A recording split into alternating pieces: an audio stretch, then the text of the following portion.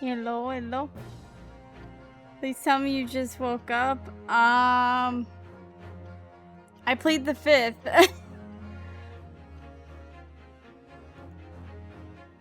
I want to make it clear that I am sleeping. I am getting the right freaking hours. It's just I'm not waking up at the right time.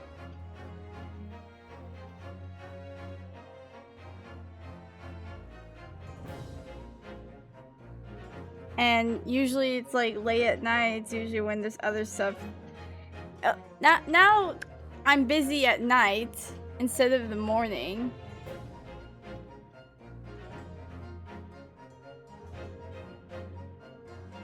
So, cause like that's when like everyone's available.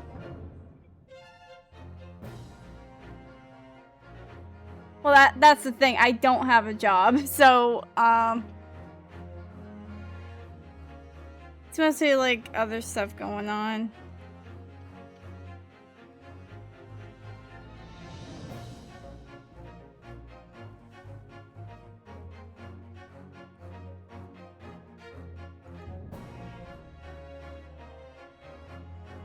Like, I wasn't gonna do this if I was tired, which I'm not, so I'm rested. Like,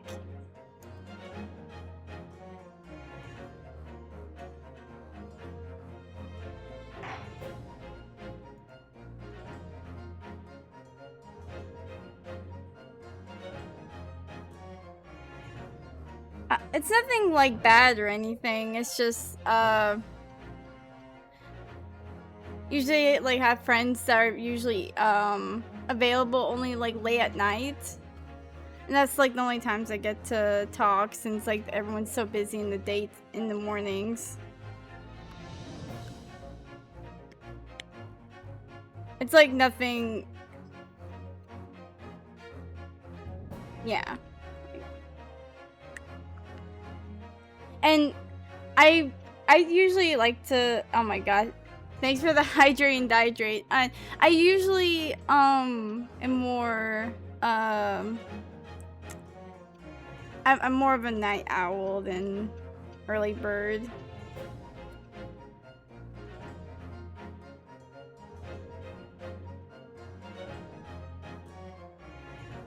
Do that once before I go to sleep. Well, hope you have like a good sleep. I would say have a good night, but it's like 5 in the morning.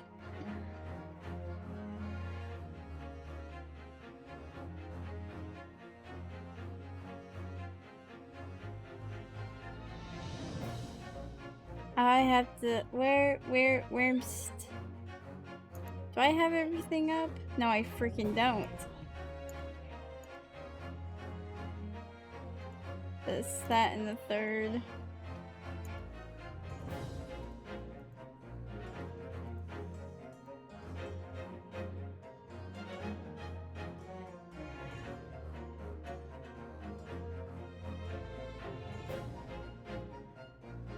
I am going to set up my PC so you can get channel points. You're just gonna rack up the channel points just to spend it all. I need to put more stuff on. I'm gonna have like whatever, like 10 billion points or something for like just a doodle, like one art doodle, and that's it. To art points. I'll change it to art points for now until like I can think of something else, but I'll do art points. 5k or 10k, I don't know how easy it is to get channel points, so I want to be like a really not 10 billion points for Gryffindor.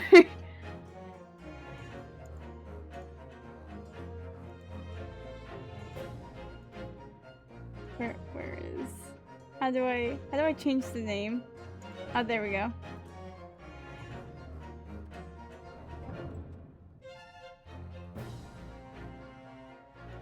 Art points.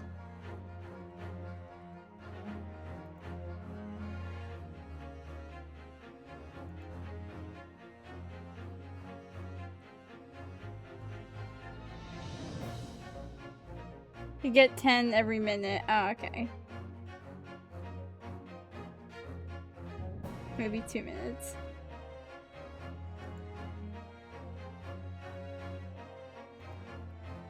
I have to like think of like silly things that people can do with the points.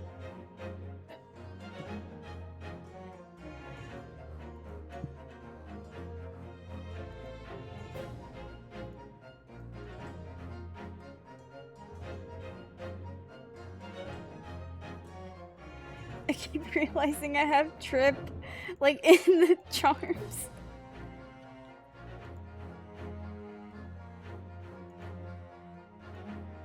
Oh no! No, I moved everything! No!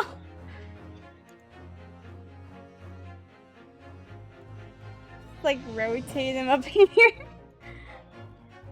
No, put him back down to earth. I really wish these charms existed. Well, I think some of them do, but they're freaking expensive. Like, you have to get them on, like, eBay or something. Because they're no longer available. I'm sad about that. Why does everything have to be in a different country?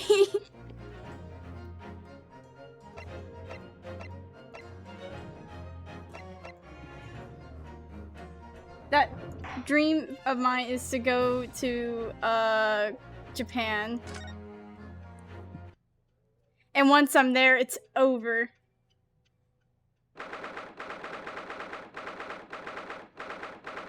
My wallet will die. Oh. Depressed Japanese man jump scare.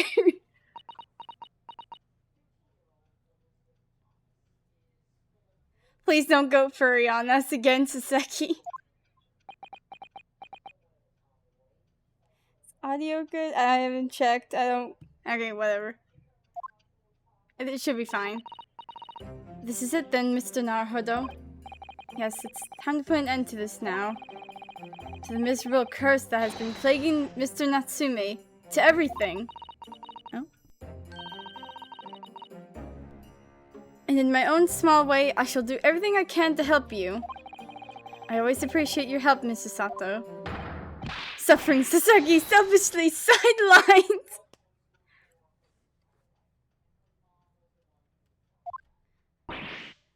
Oh. Good morning to you, Mr. Natsume. Good morning! Good morning, welcome to Mr. Naruhodo Esquire! Listen to you two, chatting away happily as if the main player of today's trial isn't here. Why would you do that? Why? Oh dear, we didn't mean to cause offense, Mr. Natsume. I thought perhaps that because you had your eyes shut so tightly, you were meditating, finding inner calm. It seemed wrong to disturb you. I was waiting! What's the matter, Mr. Natsume? You seem different somehow today. Why, naturally, that's because I've attained spiritual enlightenment. What? The path of literature, you see, is a journey to discover one's own death. Or such like. That's the sort of morning conversation I was hoping for. That's why I had my eyes shut. I missed the signs, I'm afraid, somehow. You'll have to forgive me. Okay, well, actually going to bed now. I have Pure Stuff, so constantly have at least one viewer. Thanks. Hope you have a good sleep then. Have a good day. What do I have for...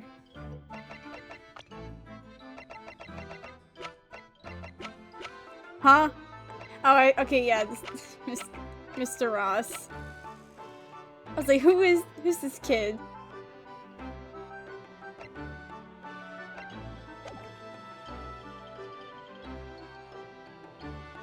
What the heck?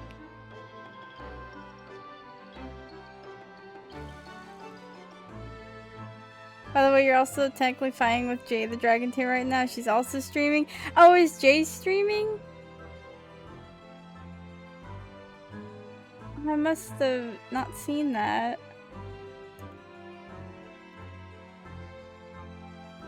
I hope her stream's going well.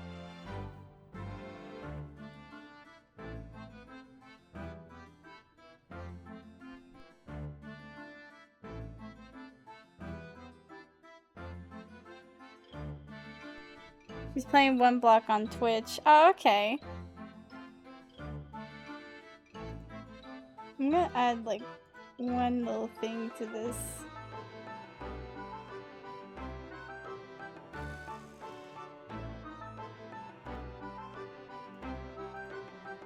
I need to organize my files. It's a mess.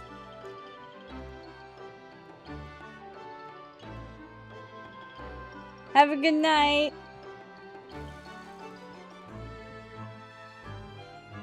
Okay, time to find... I'm gonna add, like... Where... Stream stuff. This... No. No. Oh. Oh, and stretch time. Thank you.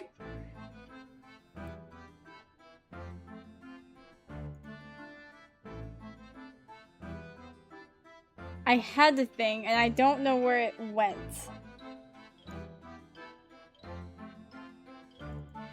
Is it here?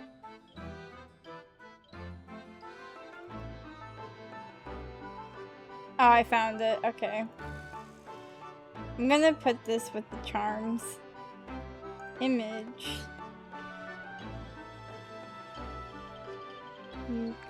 What?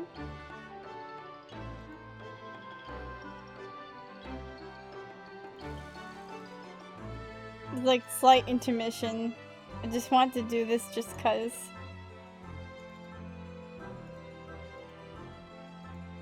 Dog. You'll have dog here.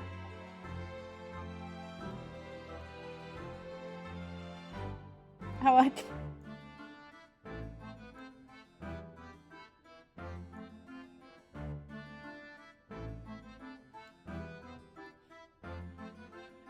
There we go.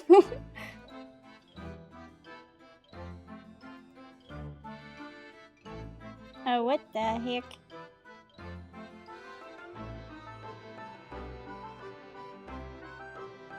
Oh, dang, alright. Okay.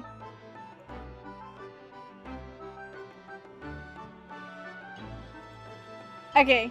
I just wanted to put Yugo there because, yeah. He looks like a little charm.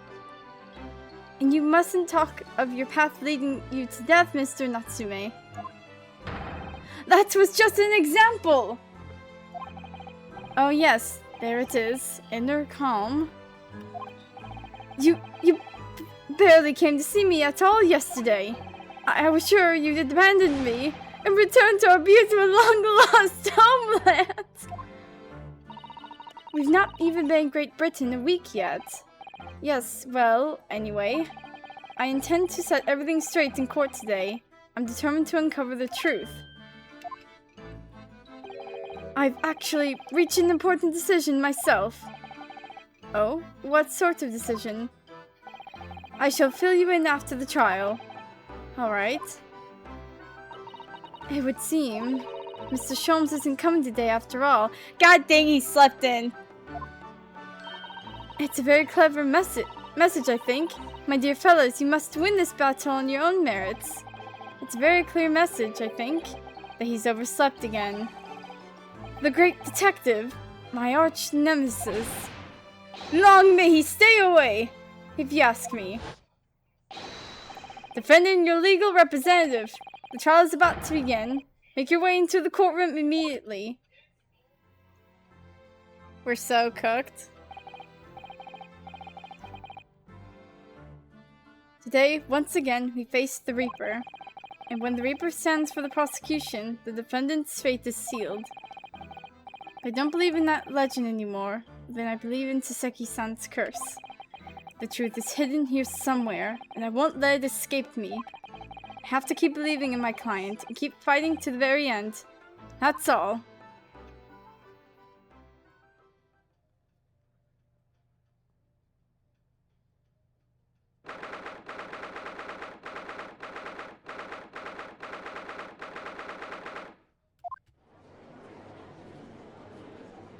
Oh, there's the freaking vampire. In the name of Her Majesty, the Queen, I hereby declare this court to be in session. I call upon the consuls for the prosecution and defense to declare their willingness to proceed. The prosecution is ready. Yes, the defense is ready. Very good. Now I call upon the 6 ladies and gentlemen of the jury, chosen by lot to represent the will of the people in this trial. Are you ready to proceed? Absolutely. Justice will be done. You mark my words. I feel obliged to say, I feel especially ruthless on days when my hat is sitting just right. Oh, well, I wonder if you could just adjust my hat for me. And please, be as ruthless as you like.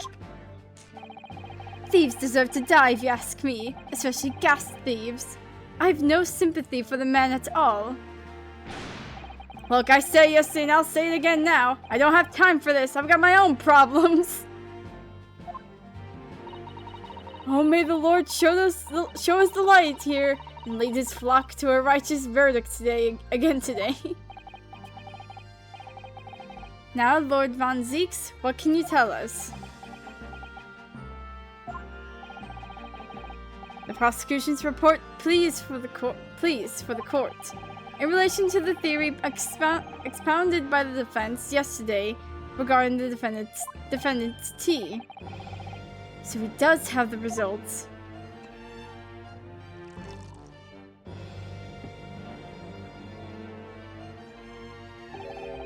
Before the prosecution delivers the black news about the black tea belonging to the blackguard in the dock. Pray, allow me a moment to save a liquid of more sanguine wet hue, whatever. In fact, I'll defer to the good detective for the report. Here's to you, Inspector. Yes, sir. Thank you, sir. As indicated by the defense, we found a bar of soap just outside the victim's window in the snow.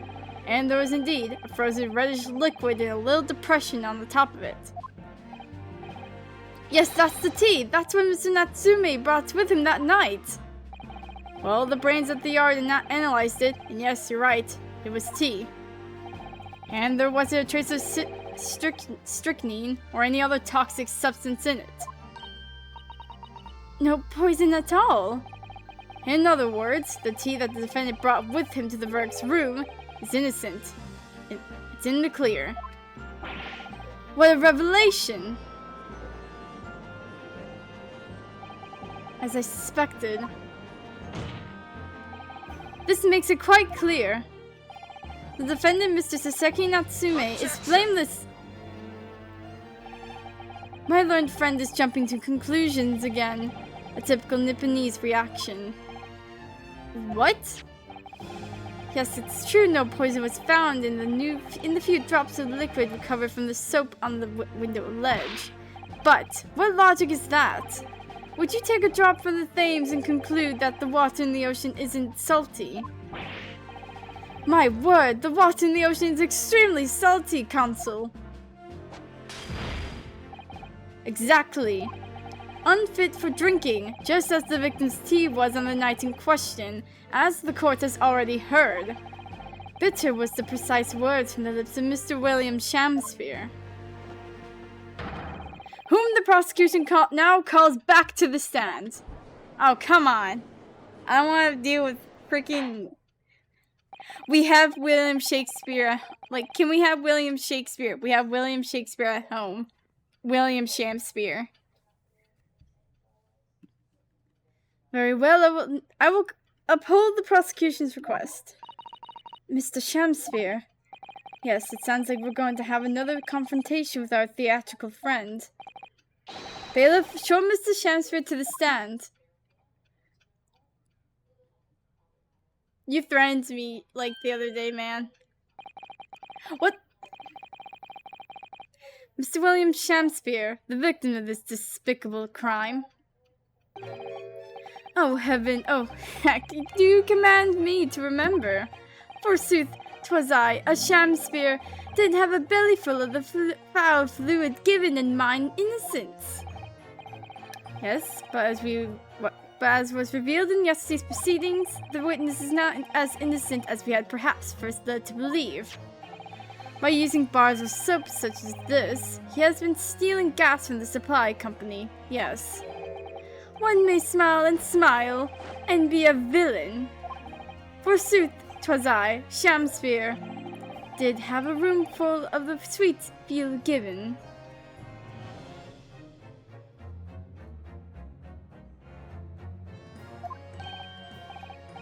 That's right, fellow jurors, don't forget this man is a rotten thief.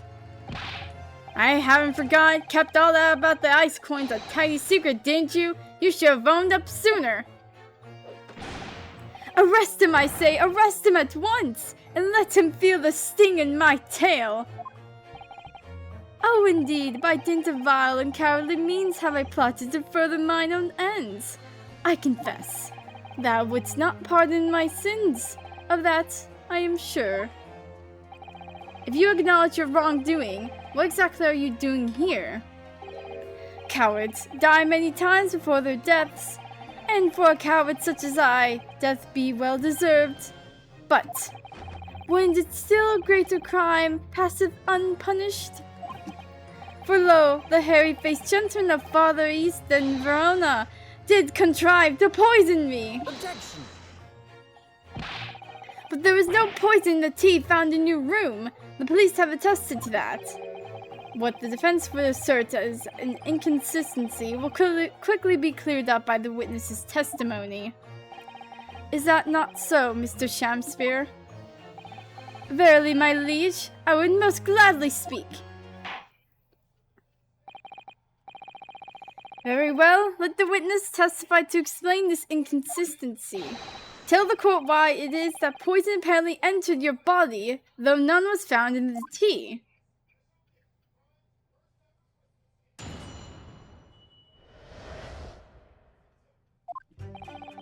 The Japanese man didn't come to my chamber with tea brewed in a pot.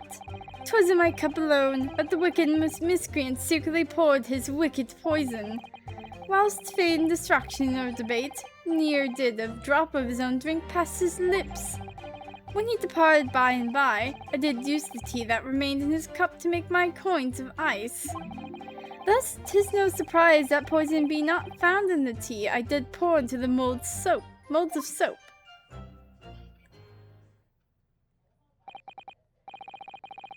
I call frickin' nonsense. Poison was slipped into the cup after the tea had been poured. The normal way for poison to be administered, in my experience. I know he probably means like, yeah, this isn't the first time I've had to prosecute someone over like poison, but it just sounds like he's been poisoned before.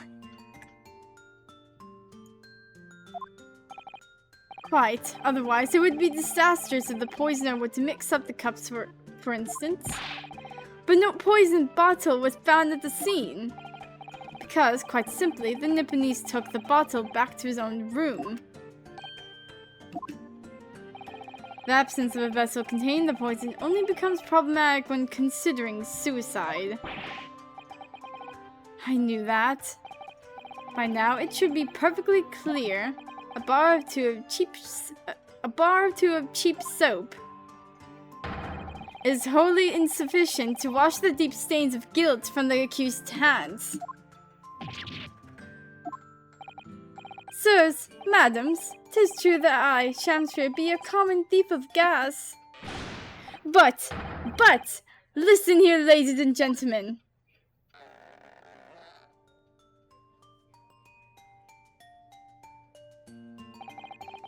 Wherefore would I lie? Verily, I have no cause. I have naught to lose. Well, I do declare. Thank you for your testimony, witness. Consul, proceed with the cross-examination. Yes, my lord.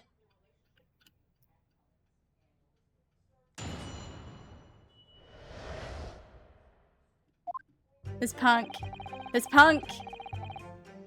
You lying. You big fat liar.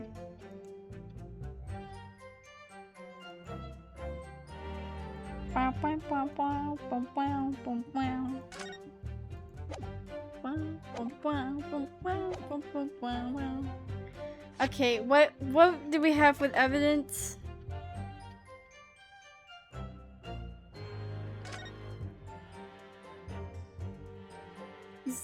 Okay, so this one's Mr. Natsume's cup, and this one's Mr. Shamspear's cup here. I don't think that would... medical...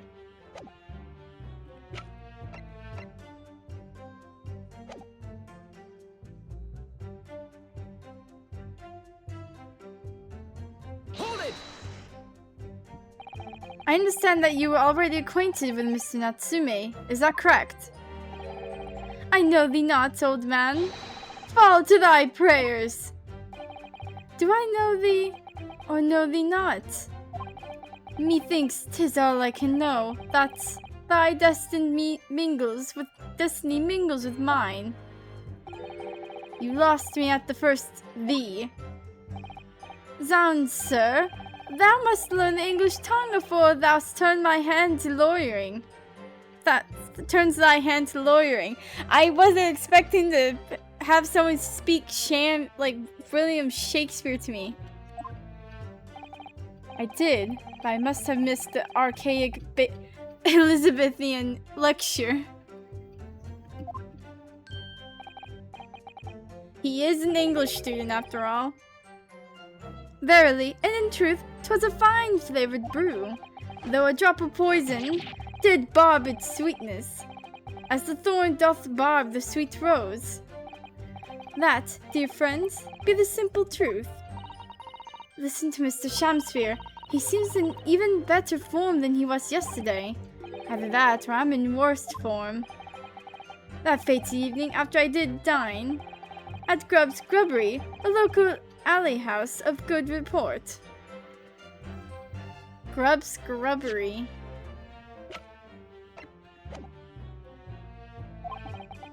Not did pass my lips, but the tainted black tea. But behold, the poison was not in the tea at first. Was my cup alone at the wicked...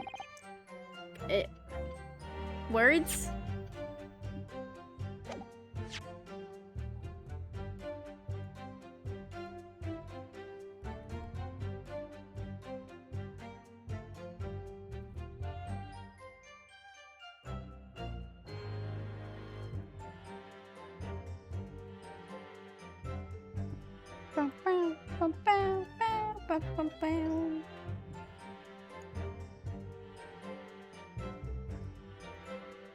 Oh.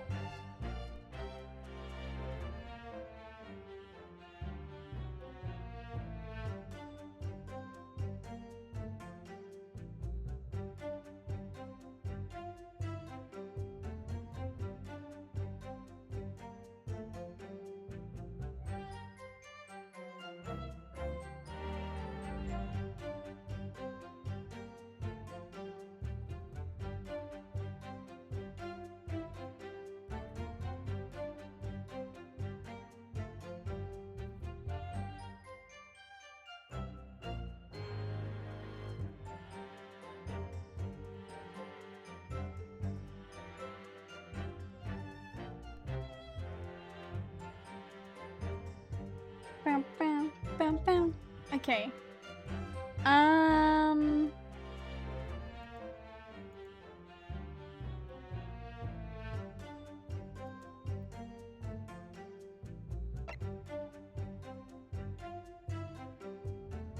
Wait, I don't think I ever...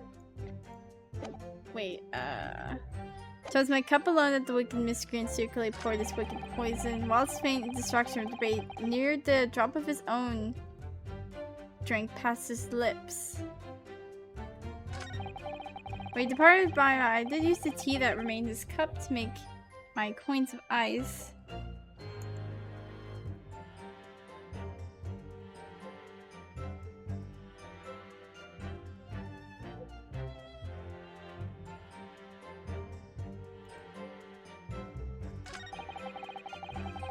Thus 'tis no surprise the poise be not found in the tea as it poured in the Dude.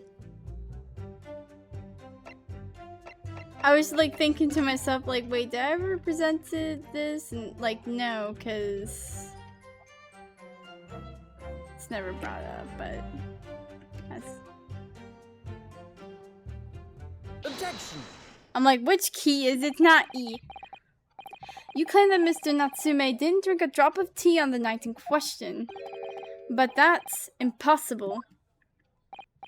How? Chop logic? What is this, ye darkly clad fiend? The two teacups from the scene, one used by the victim and the other by the defendant. Oh wait, he was holding one of the teacups. I just forgot. Have a clear difference between them. One that represents incontrovertible proof. Incontrovertible? What difference? Look at the inside of the cups. Just here. This is clearly a visible ring. Yes, a tea ring. Commonplace enough. Why are you holding a freaking scroll? Wait, does it show what cup he's... It doesn't even show, like, what cup that is. Whatever. Indeed. Such stains occur all too readily when one leaves tea in the cup for a while. And yet, Mr. Natsume's cup has no such ring. Good lord, you're right! It's completely clean! And prithee, sir, what makes thou of it? Exactly what Mr. Natsume told the court yesterday, the Japanese saying he quoted. Drink tea while it's hot. That's right. Yes, the jittery Mr. Natsume was true to his usual self that night and drank his tea in no time. If, as you claim in your testimony, he didn't touch a drop of his tea, a ring will have developed on the inside of his cup as well after the several hours the tea was left standing. But, in short, Mr. Shamspeare, you clearly lied to the court. Get thee to a nunnery! Objection!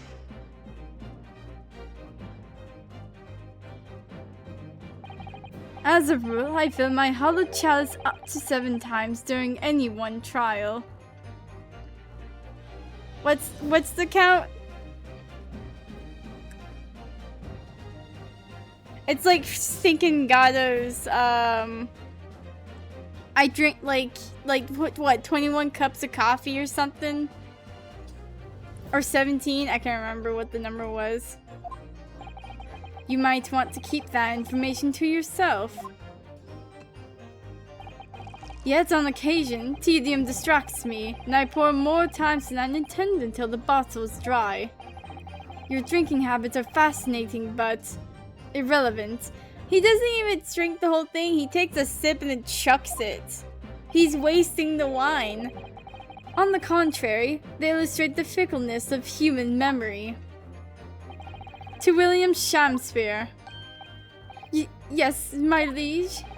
Though you previously stated you made the coins of ice from the leftover tea in the accused cup, could it be that you were perhaps mistaken? Could it be that... Yes, perhaps there was some tea remaining in the small teapot left at the scene. A fact that had vanished from your memory until now.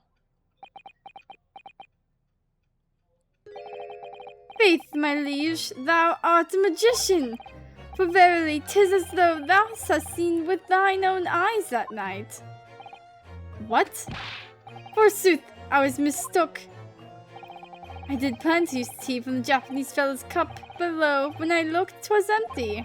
And thus I used the dregs that festered in the teapot, as my liege did suggest. Objection. And you've just suddenly remembered now that you had made a mistake before. Are we supposed to believe that? Objection. People's memories are imperfect, my learned friend, which is why we rely on evidence instead. Alright, give me the evidence then.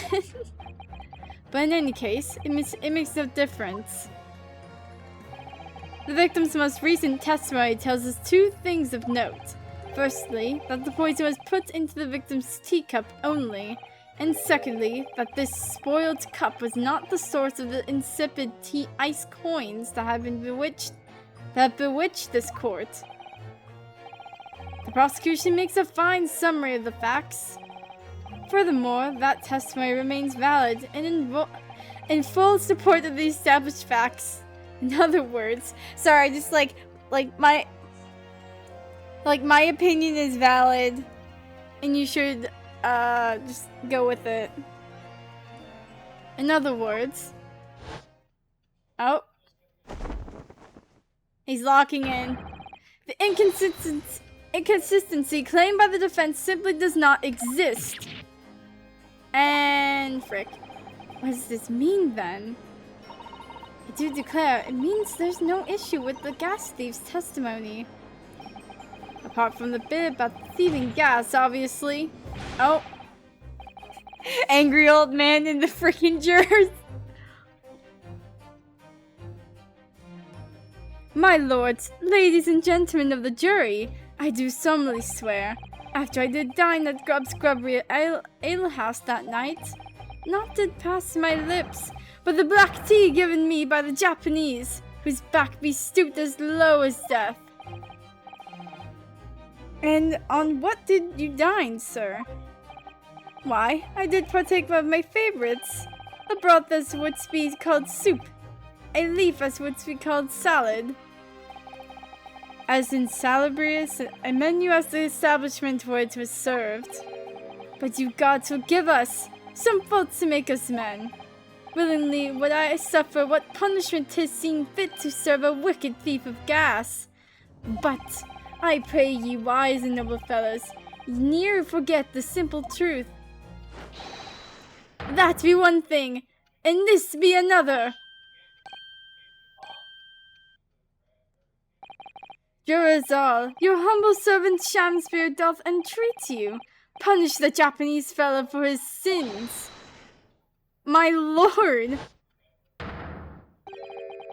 If I may speak, my lord.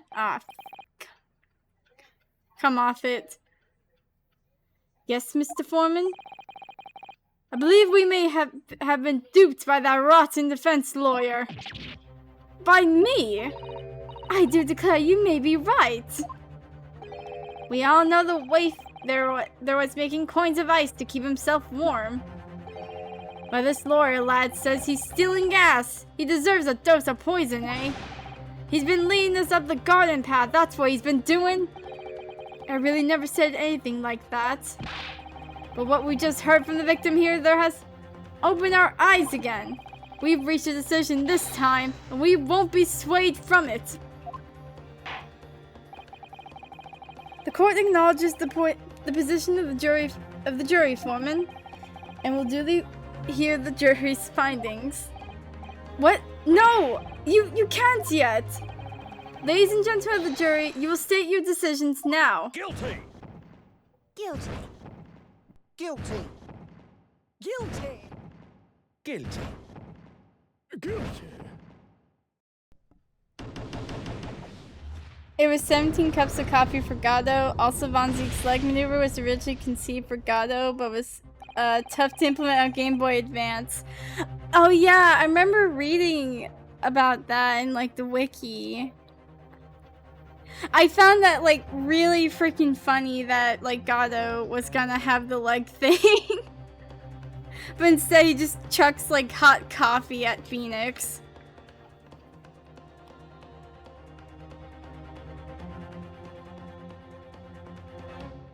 I hereby declare the jury to be found to be in one accord.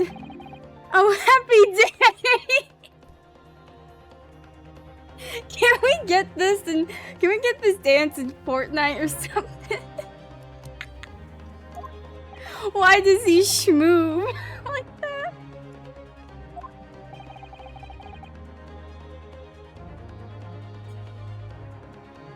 How is this happening?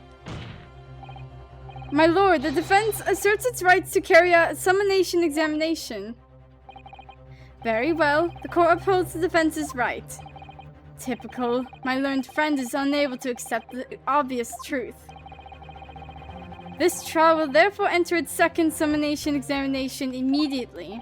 Jurors, the court calls upon each of you to state the grounds upon which you find the defendant guilty of the crime of which he is charged.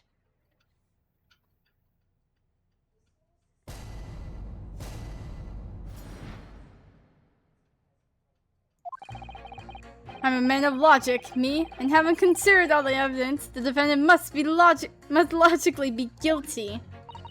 I do agree that gas is far too expensive. I can quite understand why the man would want to avoid paying. The stuff explodes and it can poison you. It's absolutely lethal, gases. Gas does not come for free. It costs a fortune to deliver it around the city and maintain the pipes. Truth be told, the tea my wife serves up for me is a little sketchy at times. I swear your wife is trying to kill you, man. If nothing else passed the victim's lips that night, there's no explanation, is there?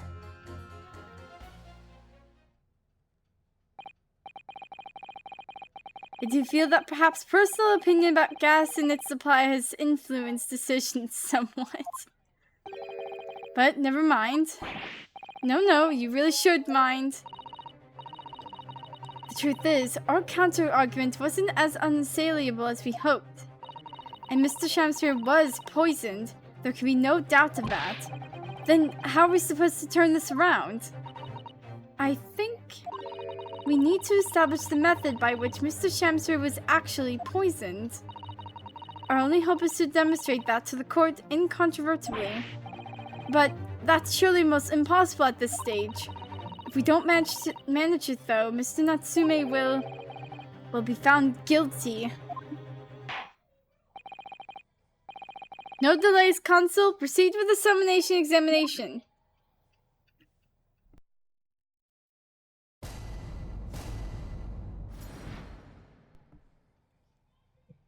His little face.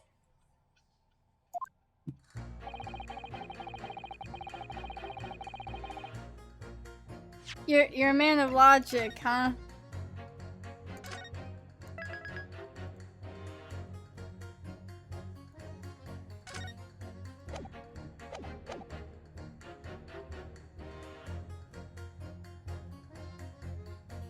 Hold it! All the evidence, you say? That's right, and there's no room for doubt. It's all pointing at that Japanese man with the big mustache, says the Englishman with the bigger mustache. Which means we need to show the man some new evidence to make him change his mind. If only we had that kind of evidence. Don't worry, this summonation examination has barely started, really. Perhaps there'll be a shift in the situation that shows an existing piece of evidence in a new light. Let's hope so. To start with, though, we need to find some way out of this deadlock. Okay, we need evidence for him. Gas is far too expensive. I can quite understand why the man would want to avoid paying. Hold it! This isn't the time or the place to be discussing the price of gas, madam. But really, think of the injustice. Air is a gas, and air is free. Why should ultimate gas cost money? And it makes my blood boil. I can feel myself becoming more ruthless than ever. This isn't the time or the place to be ruthless either. If I might interject here. Yes, madam? It seems my fellow juror takes issue with the price our company charges for gas. But it's priced precisely because of thieves like this man that the cost goes up. Oh, what a beastly man! That unkempt mustache, those hunched shoulders, poisoning tea and stealing gas, utterly unforgivable. No, Mr. Natsume isn't the one who's been stealing gas. I'll thank you not for adding on more crimes. Mr. Natsume hasn't been poisoning tea either. Well, anyway, I've quite made my mind up. It's all It's estimated that's the price of gas.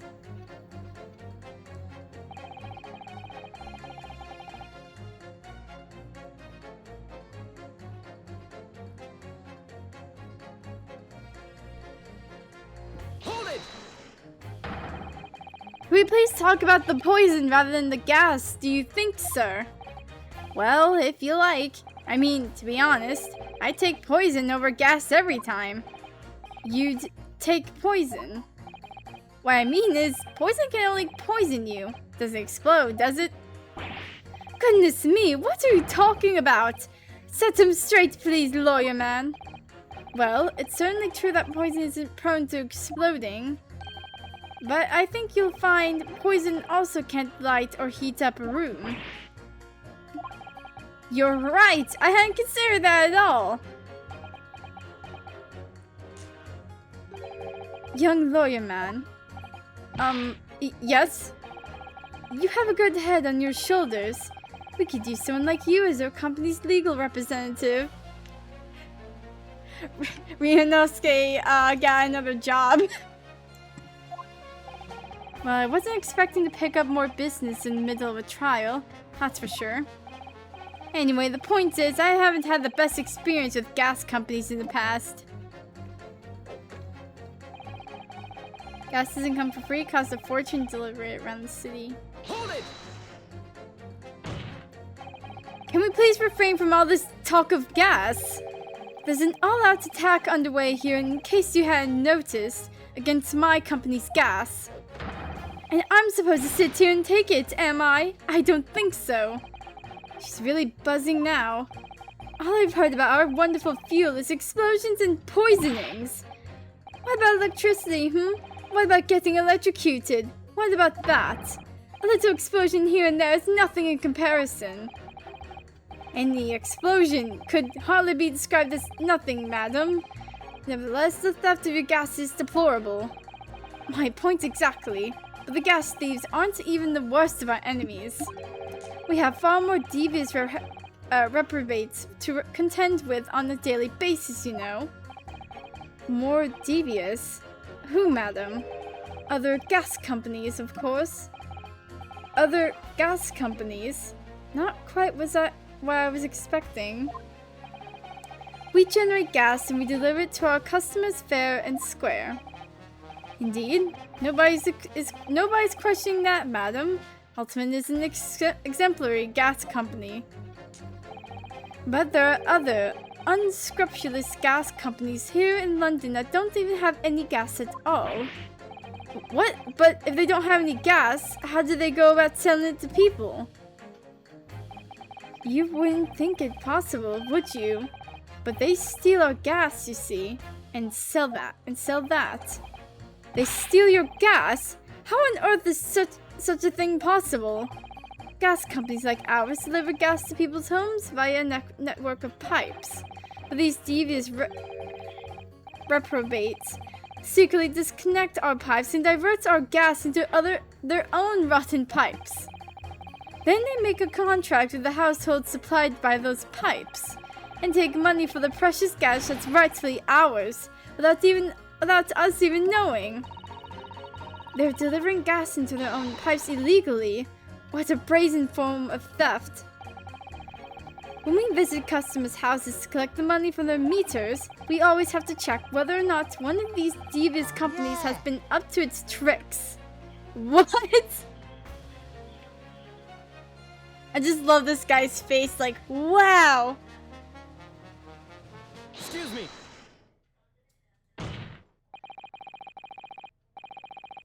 Do you have something to say about that, juror number 3? Oh golly, you mean me? I'm terribly sorry. I was just thinking to myself. I really did catch him off guard there. Thinking about what the lady next to you was saying, correct? Well, yes. I just got a little riled up about it recently, you see. Go on. An alternate gas worker visited my house the other day to investigate the pipe work. We need to ask for your cooperation while you carry out a secret check of your property, sir, the fellow said. So I let him in. And do you know what he did? I'm, afraid I have no idea. Please, tell us. He proceeded to take one of my lights off the wall. Then he grabbed the exposed mouth of the pipe, the exposed mouth of the pipe and started blowing into it. What do you think you're doing, young man? You're giving away company secrets there. Oh, please, everybody knows. There's a very nearly the death of me, I can tell you. What do you mean? I'll explain if you don't mind. As I said before, these unscrupulous other gas companies connect their customers to our pipe network. Yes, but how does blowing into the pipes come into it? Obviously, there's gas in the pipes, and it's at a fairly low pressure. By blowing air through the pipe, you can make the pressure drop temporarily. And if you do that, any lights connected to the same pipe will flicker for a moment. Ah, I see. In other words, if upon blowing into the pipe, the lights of an adjacent property that has no contract with your company flicker, you can know that these devious scoundrels have been meddling with the pipes. Exactly, my lord. That's it in a nutshell. It's the reason why we have teams of workers going around neighborhoods to investigate which lights flicker. The trouble is, the particular worker who came to my house didn't know the strength of his own breath. He blew down the pipe with all his might, and you can guess what happened, can't you? Well, if he blew hard, then... Wait, you mean... That's right, the lights didn't just flicker, they went out! Along with the stove, gas started pouring into the house! What a disaster! The gas supply must have been interrupted briefly because the man blew too hard, so the flames went out. I'm afraid I yelled at the fellow. Are you trying to kill us all? I said. So by disconnecting a lamp and blowing into the exposed gas pipe, it's possible to extinguish the lamps and stoves connected to the same network of pipes. And then the gas starts flowing again. It just silently seeps into the room. Mr. Naruhodo, I think perhaps... Yes, this is almost certainly the clue that we've been hoping for. Oh my god.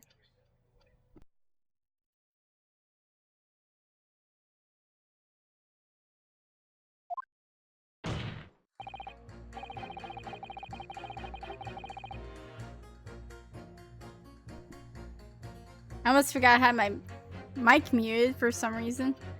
Journal number 3, the defense requests that you amend your statement to include that information. Oh, well, if you like. I don't mind. Well, I do. That's our company's secret method of identifying the rogues. Like I said, madam, it's widely known already. Very well. Journal number 3, you will amend your statement accordingly. Yes, my lord. Although I'm not entirely sure. Not really sure what the point of all this is. Blow too hard into a gas pipe and you extinguish everything in the house, and then you're in real trouble.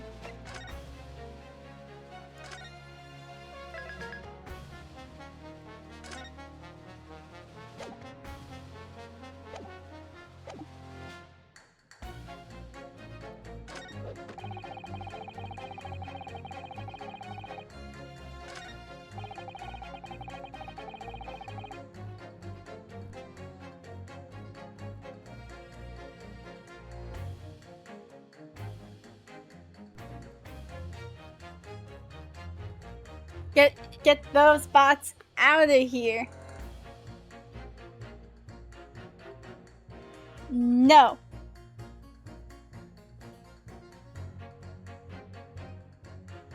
Truth be told, the team my wife serves up for me is a little sketchy at times. Hold it! You mean it's poisoned? That's right. It's happened a tidy few times now. This is most troubling indeed. It's always days like this one where I don't get any wages. I get in at tea time, see? And I see her doing it. My wife. She gets that devilish look on her face, and she slips some white powder into my cup. And you drink it anyway. I was brought up proper, I was. If someone gives you a cuppa, you drink it. And what happened to you? What did it taste like? It was god-awful, believe you me. Salty as heck. I mean, if you had too much salt in your system, that's still bad.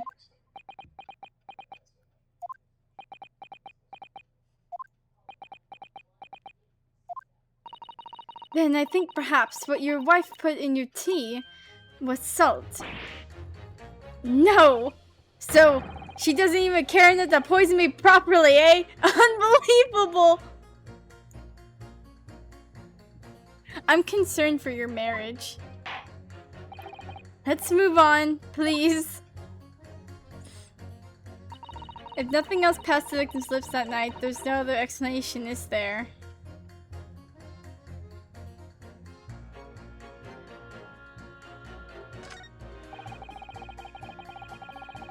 Oh, I have some news for you.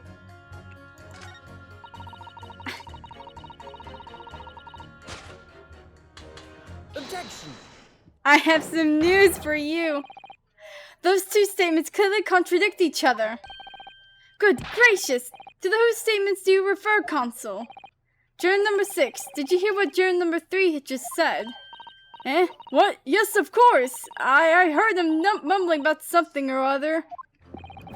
There is another explanation here, I believe. Something besides Mr. Natsume's tea did, in a manner of speaking, pass the victim's lips on the night in question. What explanation? I wonder, did the police check the mouth of the gas pipe feeding the wall light at the scene, to see if there were any traces of poison there? I was curious to see what your floundering would result in this time, but the mouth of a gas pipe. Scotland Yard believes enough. Scotland Yard have enough to do without exploring such irrelevance. What a piece of work! Is a man. What are you trying to say, Mr. Shamspeare? What speaketh thou? Prithee, is it not strange and strange? That is what I say to thee, sir. I thought I'd been quite clear, but let me put it another way. The strychnine could have been on the mouth of the gas pipe that feeds the wall lamp into your room. And that is how the poison came to enter your body. Good lord! Are they tasty then? Gas pipes? Is that what he's saying? Yeah, like... Oh god, if Trip was here, it'd just be like, yum.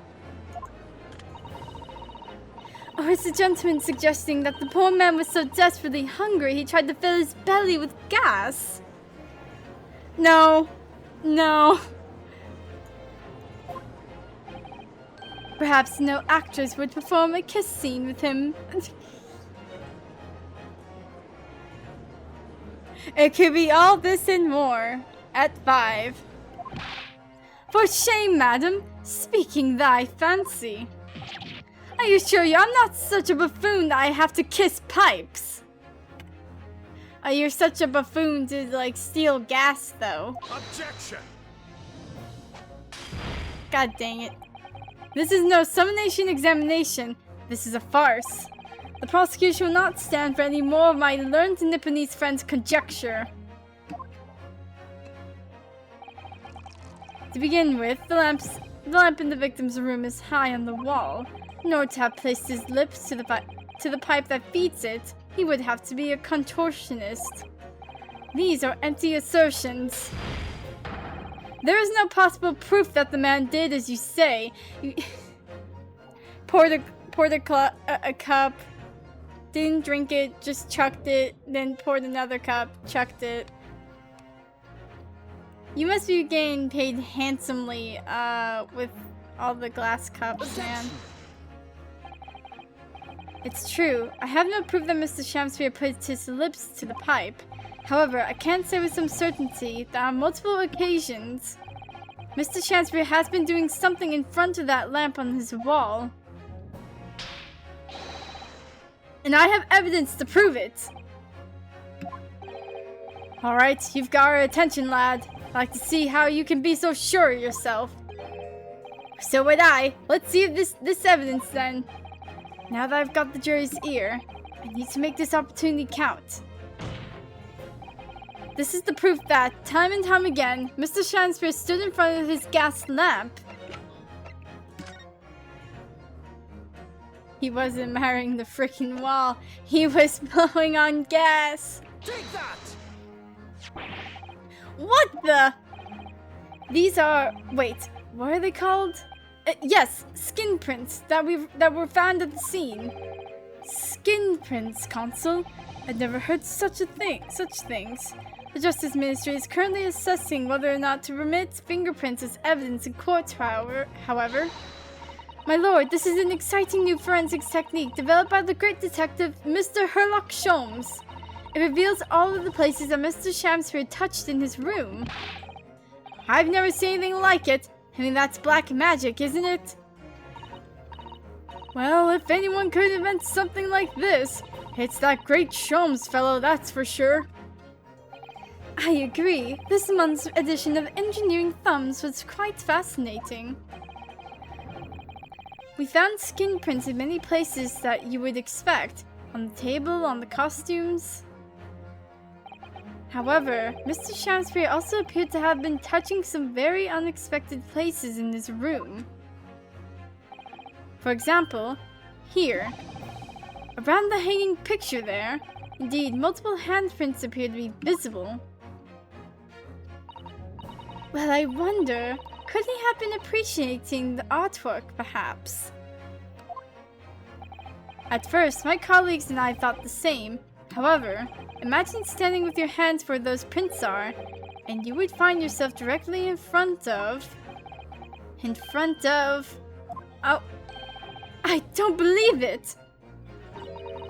The gas lamp! Though the reason why isn't immediately obvious, it's clear that Mr. Shakespeare has regularly been standing with his hands to the wall in front of that lamp. Right, what have you been up to, you nut? I'd ask the court to recall juror number 4's earlier statement. Me? What did I say? You said that blowing into a gas pipe would make the lights in the entire building flicker. And now, if you recall juror number 3's statement... What? Me now?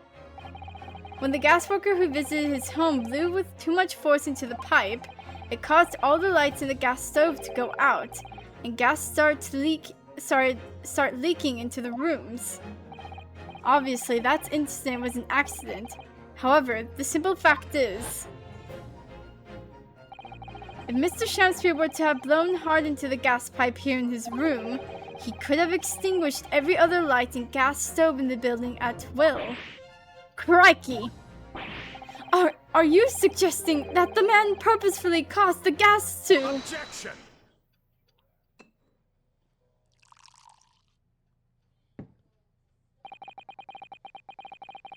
Whilst I acknowledge that the prosecution is required to remain silent during a summation examination, I must toast my learned friend's utter disregard for the letter of the law. What is the meaning of this, Lord Von Zeeks? This curious photograph, whatever it is, presented by the defense, the so-called skin prints. Clearly, that cannot be accepted as any form of usable evidence in this case. But an exciting new forensics technique, developed by a great detective. It's nothing. A mere toy developed by an amateur sleuth with too much time on his hands. Certainly, even research of this nature by the esteemed Mr. Sholmes cannot be recognized by the court as formal evidence. But... Please, my lord, if I may. Mr. Sato, it was not the defense's intention to submit the skin prints as formal evidence. We merely wish to present the results of the great detective's investigation of the scene, as a tool by which to explain as a possibility to the ladies and gentlemen of the jury. And, if the trial were to come to an end now, we should never learn the truth behind of these mysterious handprints that everyone has now seen. I don't believe we can allow that to happen, and I'm sure the jurors would agree.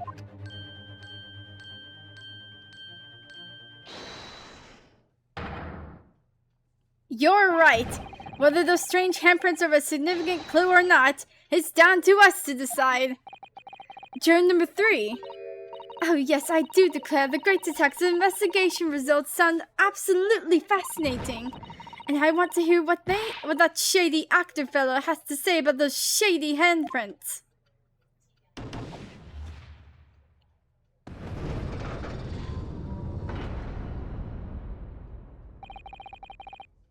What's the matter with you two? That was a foolhardy. Well, I did say it didn't die, and I don't like to break a promise. No, wait, you heard his lordship. It's not fair. What? What now? It's not fair dinkum evidence. Oh, well done, Mr. Naruhodo. If just one more juror changes his or her mind, Mr. Natsume's trial will have to continue. Thank you, Mr. Sato, but I couldn't have done it without you. Oh no, it was you who identified the clue after all. This is very much your success. He's in a breaking sweat. Why, Mr. Shamsphere? You seem to be losing your composure. Just one more juror, Mr. Naruhodo. You can do it! Very well. Continue, Consul.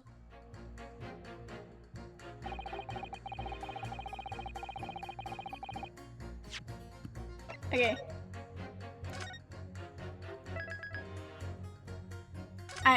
I will be right back.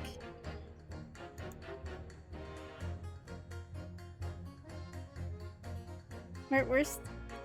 I don't know where stuff is anymore. There it is. BRB. I'll be right back. I'm gonna get some more water.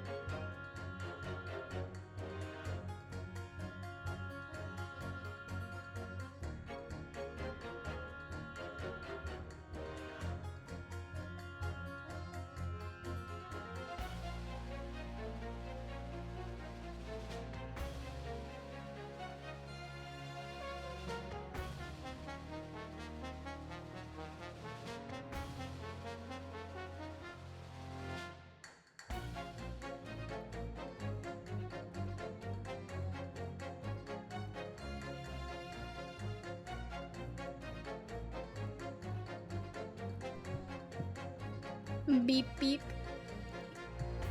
I don't know. Beep beep, I'm a sheep.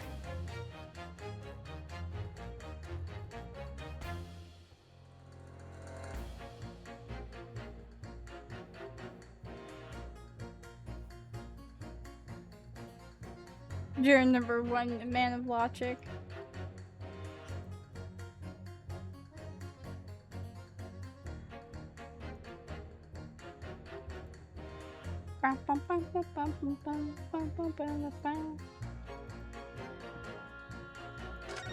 Oh, no.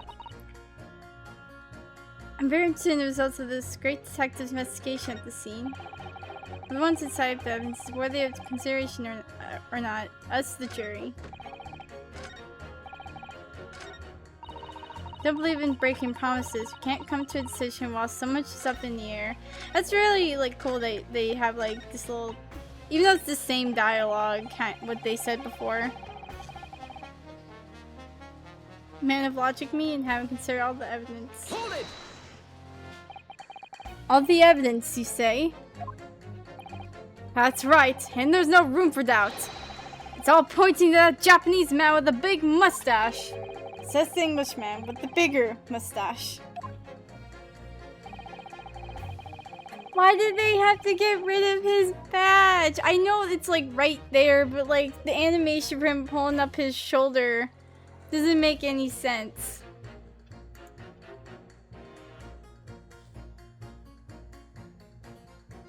Yeah. But the defense just demonstrated another possible explanation for the events on the night in question. What do you make of that?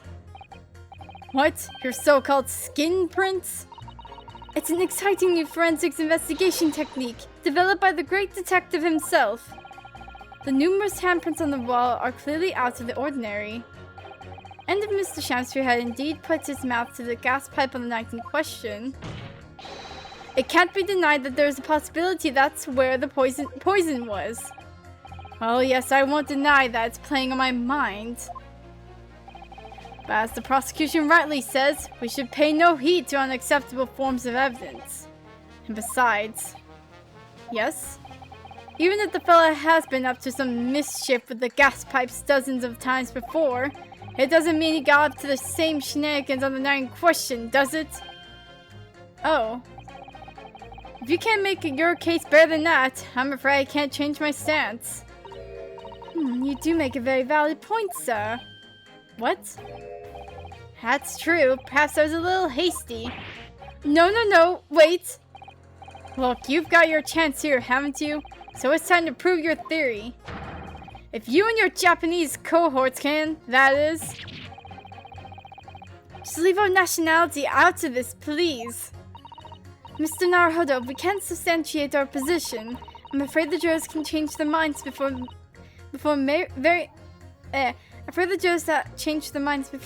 very well change them back. What can I do? Is there any more proof I can give here? Can I show that Mr. Shamspeare really did blow down the gas pipe on the night in question? I have testimony! No, in truth, I don't have evidence to support my theory. However, there is witness testimony that substantiates it. What's that? Testimony? This is incredible! Whose testimony? Yes, it's all connected. Everything is linked. It's all a great coincidence, if you ask me, but whatever. A person whose testimony revealed details about the gas in the Gyarud's residence that night, namely, Mr. Natsume. The spirits almost got him that night. Obviously, I'm talking about the defendant, Mr. Soseki Natsume himself. The defendant? At the very beginning of the proceedings here in court yesterday, Mr. Natsume said the following. My lodgings! There's been a whole series of strange happenings in my lodgings! Even on that fateful night it happened. When I returned from Mr. Shamspeare's room, I lit my gas stove and climbed into bed, but before long, the stove went out and somebody tried to kill me! On the night in question, the gas in the defendant's room went out. So I asked the court, was that a mere coincidence or not? Good golly! So that Shakespeare fellow blew air into the gas pipe to make the man's stove go out on purpose. Now hold your horses there. What would he do that for? Mr. Foreman! What is it, man? We cannot allow judgment to be passed whilst this doubt remains. It's true that I don't have conclusive evidence yet. However, you must surely agree there's more to this case than meets the eye.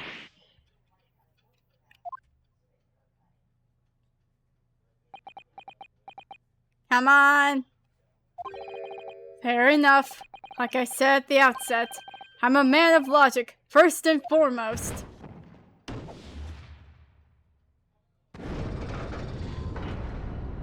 Let's go.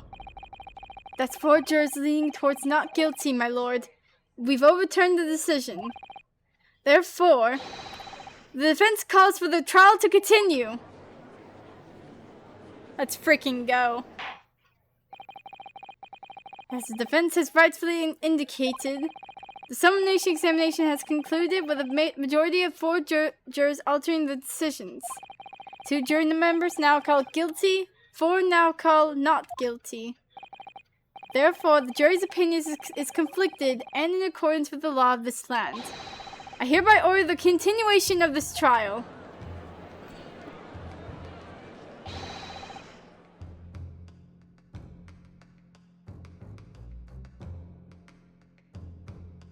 Mr. William Shakespeare, my lord, how can thy humble Shakespeare serve thee? What say you in response to the various revelations made during the summation examination? So God mend me, I do solemnly swear, I recall aught of either, and the lamp or the pipe. But your handprints have been made a tidy mess all over the wall there. How'd you explain that, eh? Oh.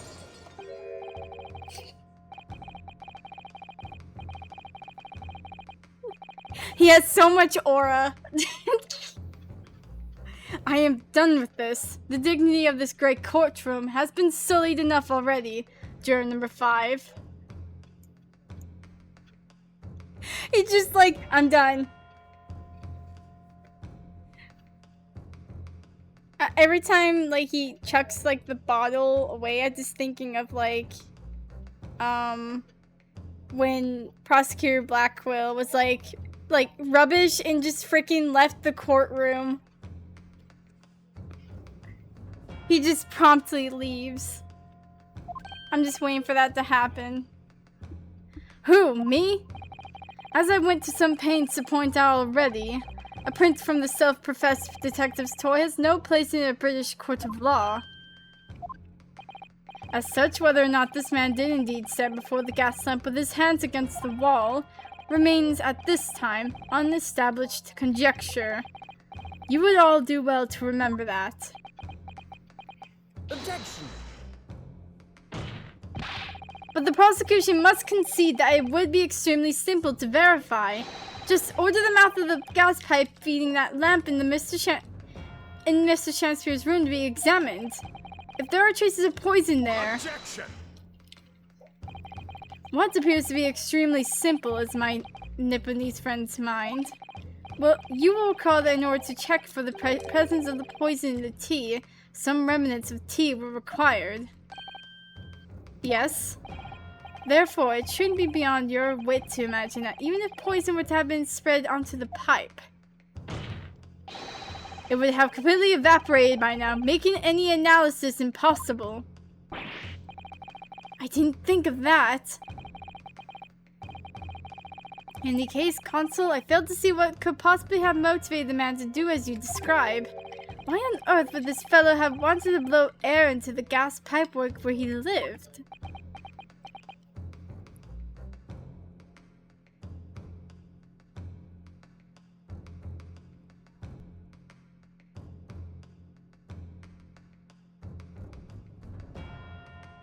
This is the question, Your Honor. There's only one possibility that I can think of, and that is To use the leaking gas to commit murder.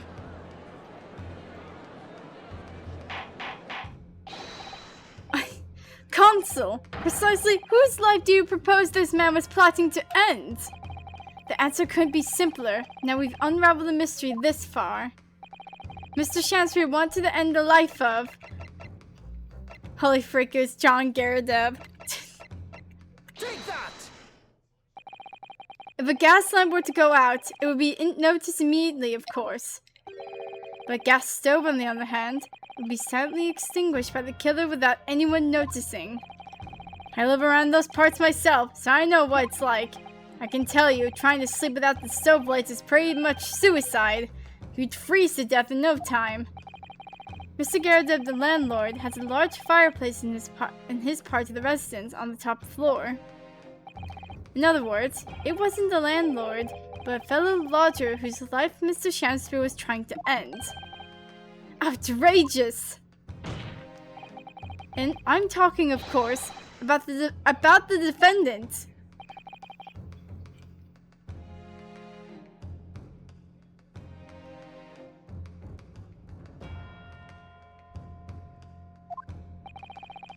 Mr. Natsume isn't the villain in this case. He's the victim this man was trying to murder! Good gracious! Objection!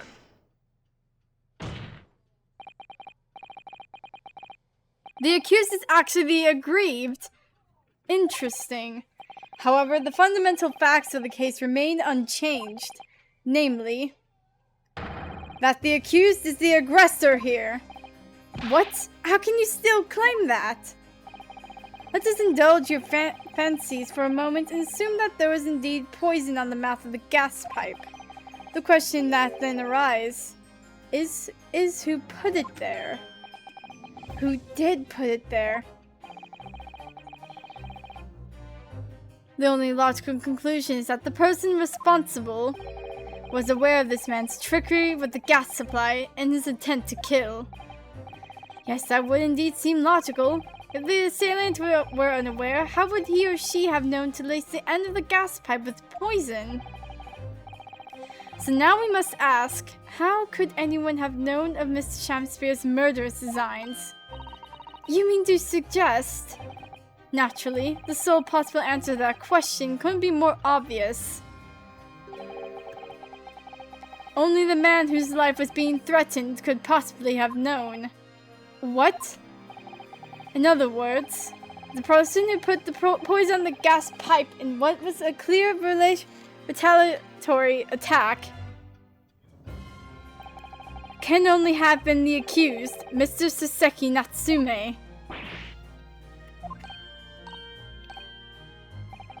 Whatever Mr. William Shansbury may or may not have contrived to do, he was nevertheless the victim of a potentially lethal poison attack. And the only person who could possibly have perpetrated that attack is the accused, Mr. Natsume. The defense counsel's theorizing has failed to avert suspicion from the accused. Far from it. In fact, now that a clear motive for the poisoning has been successfully established, that suspicion is greater than ever. Would you not agree, my Nipponese friend?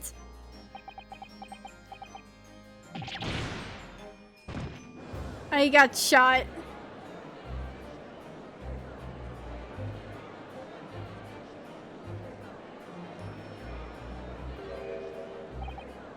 How did he manage to turn that around on me so rapidly? Mr. Naruhodo, you must respond. Otherwise, the members of the jury may very well change their leanings against us again. And this may be our last chance to gain the advantage. What advantage? Well, it would seem that somebody put poison on the gas pipe in Mr. Shansbury's room. So we must name that person now and absolve Mr. Natsume of guilt. You mean, name the true culprit? I know it might sound impossible, but if we fail to do that, I have no doubt that Mr. Natsume's fate will be sealed once and for all. As it happens, one possible culprit does come to mind. The evidence, the poison, it's all pointing to a particular person now. The prosecution calls for the jury to consider their leanings again. I trust you'll make the correct choice this time, Mr. Foreman. What? Oh, don't you worry. We know exactly what...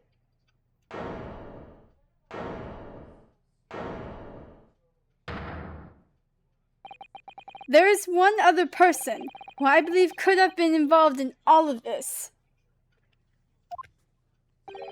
The true culprit of this crime. The true culprit. A term found only in second-rate novels featuring third-rate great detectives, my Nipponese friend. But why not? This farce has gone on for so long already. I see no reason to cut it short before its disappointing climax. Thank you. Tell us, my learned Nipponese friend, what is your latest theory? Who is the so-called true culprit of this crime?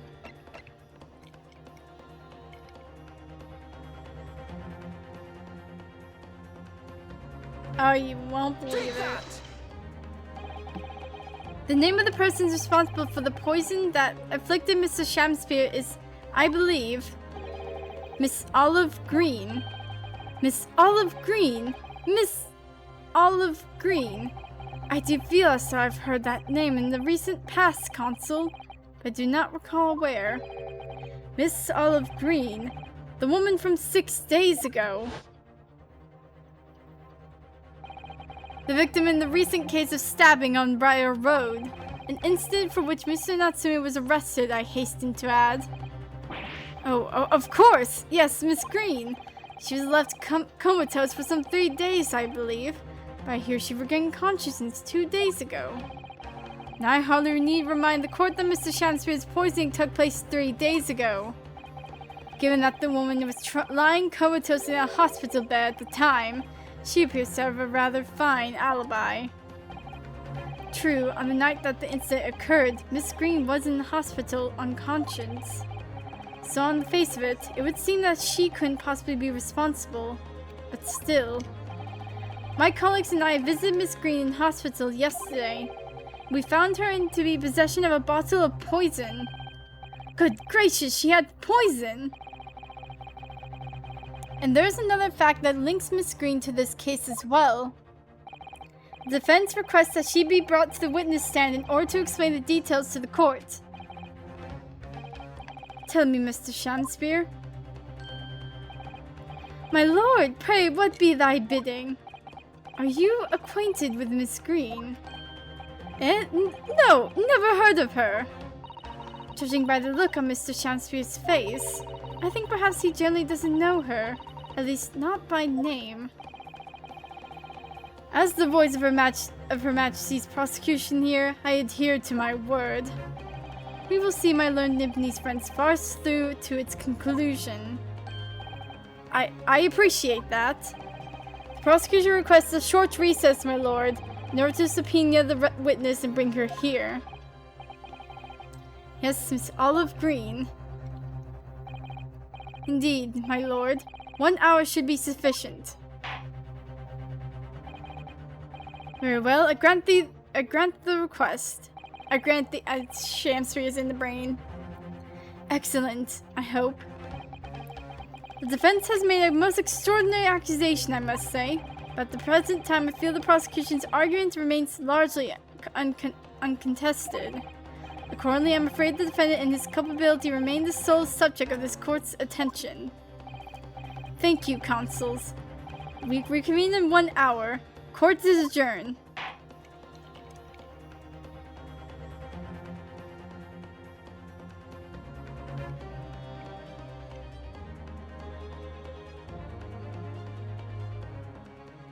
Love is in the air. Wrong. Gas leak.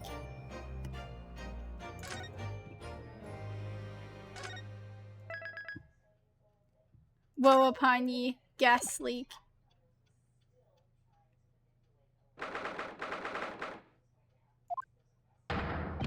Joyful, jubilant, jumping jacks! What? Oh, Mr. Natsume, I'm so pleased for you. Locum Steward Mr. Naruhodo Esquire, and non-locum judicial assistant Miss Mikotoba Esquire-S. You have a long title for these people. Now, finally, at long last, there can be proof. Oh, I need to check something.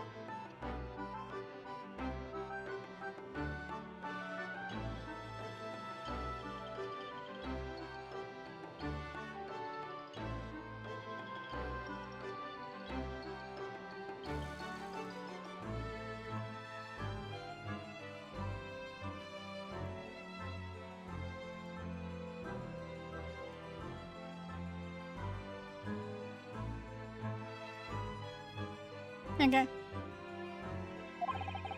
Proof that I'm innocent and proof that my tea is innocent. Good morning, my dear fellows. Oh my god, holy frick, it's the freaking beanpole.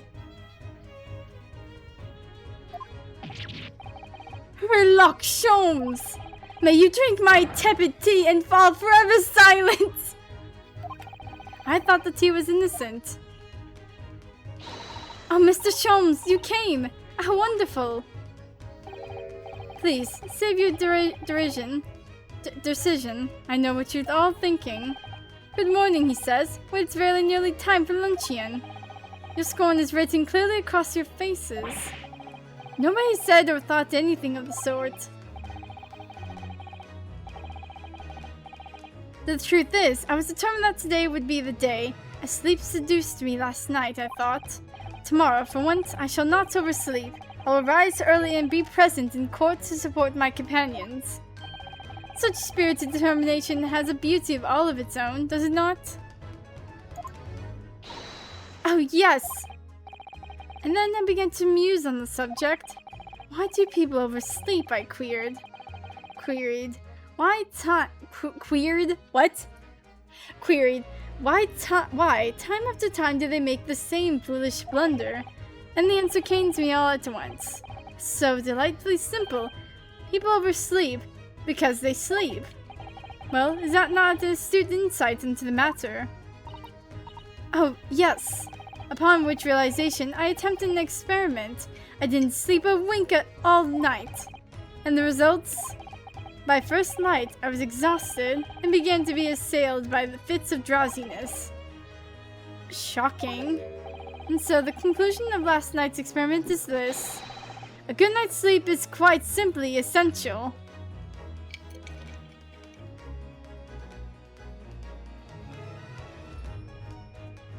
Sholmes, don't be looking at me like that, okay? My sleep schedule is fricked. But I am well rested regardless.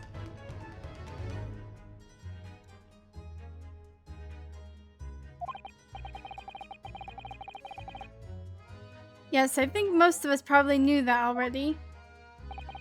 What other presuppose I prove by experimentation? That, my dear fellow, is the scientific method. Ah yes, and one more thing. Do you remember this?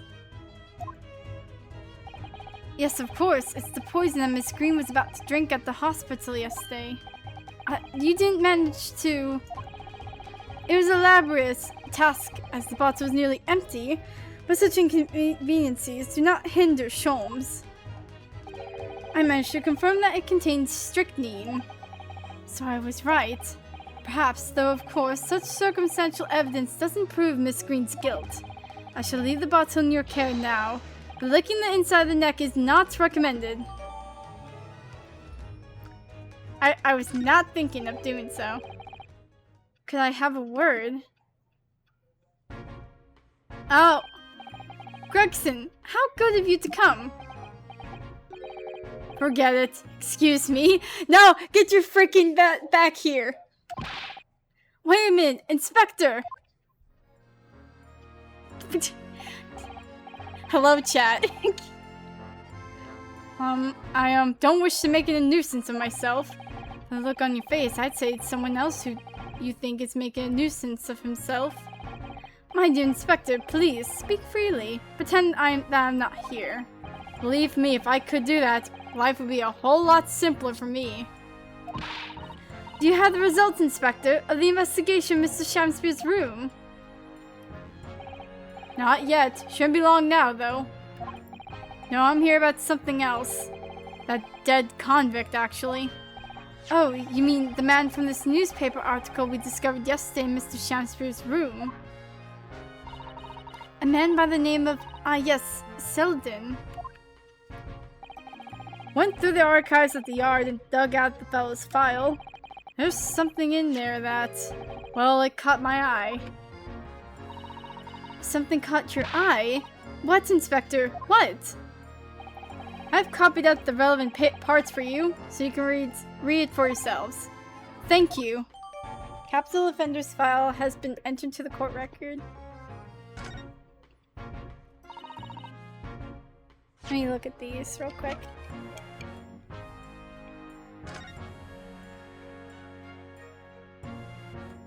"18 counts of burglary, 6 counts of suspected murder.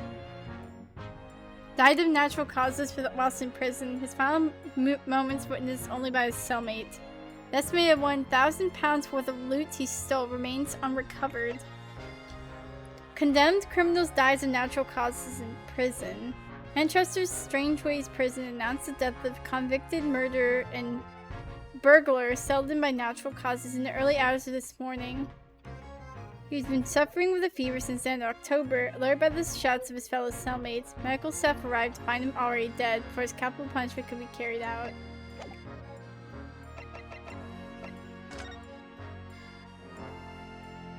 Okay.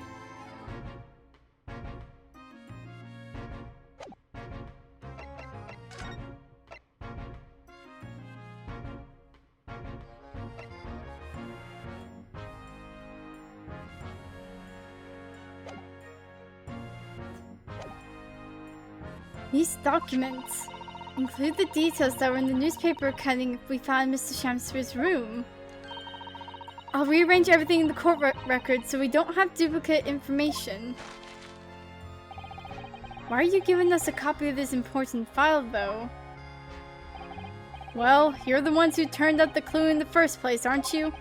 I'm just making sure things get handled in the proper fashion. Oh, Scotland Yard's workings are so wonderful!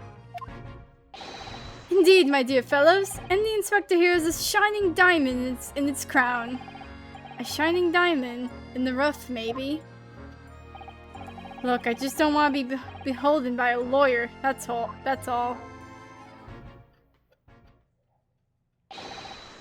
Counsel for the defense and the defendants.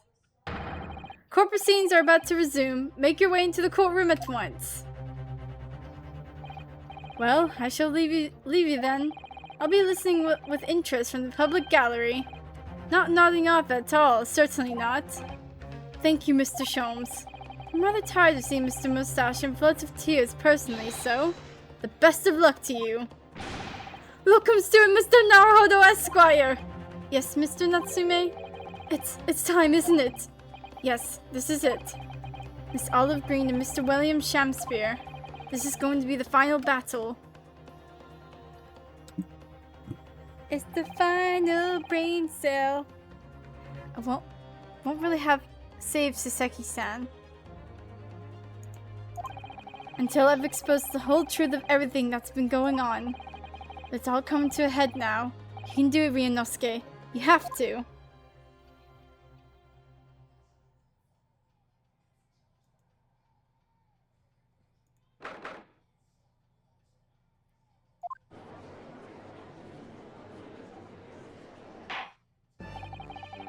In the name of Her Majesty, the Queen, I hereby declare this court to be in session again now.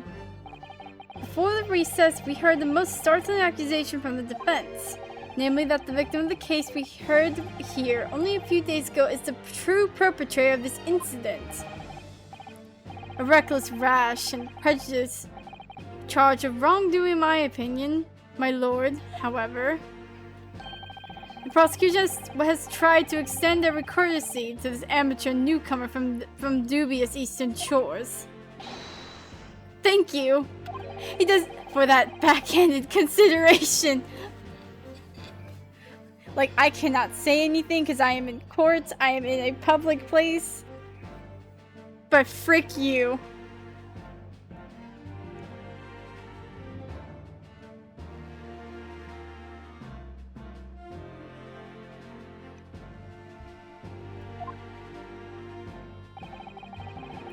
A rather cold assessment from the Honorable British Prosecutor, I must say. Thank you for pointing that out. But then brushing it off. Okay. So Lord Von Zeeks is the new witness present and ready to take the stand. Ready and waiting in the witness's antechamber, my lord. Very well. Bailiff, bring the witness in. Witnesses in. She's just painting. Witnesses, state your names and occupations for the court, please. William Shakespeare, my liege. For mine occupation, I can say only that I be a tragic victim to be pitied. Currently unemployed, in other words. I am Olive Green. I'm a fledgling artist. Well, no, not a fledgling, really. A hopeless failure who's too weak-spirited to admit she has no talent, I suppose. Also currently unemployed, in other words. What's a coterie? Coterie? Coterie? Oh, coterie. I don't know. Mr. Shakespeare, my lord, I am thy humble servant.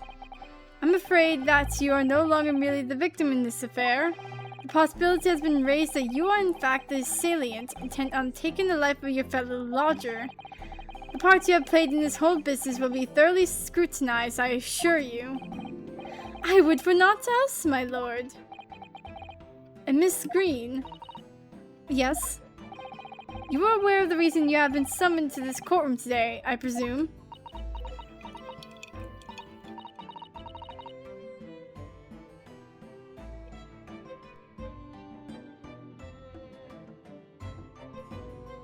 Yes, the officer did explain.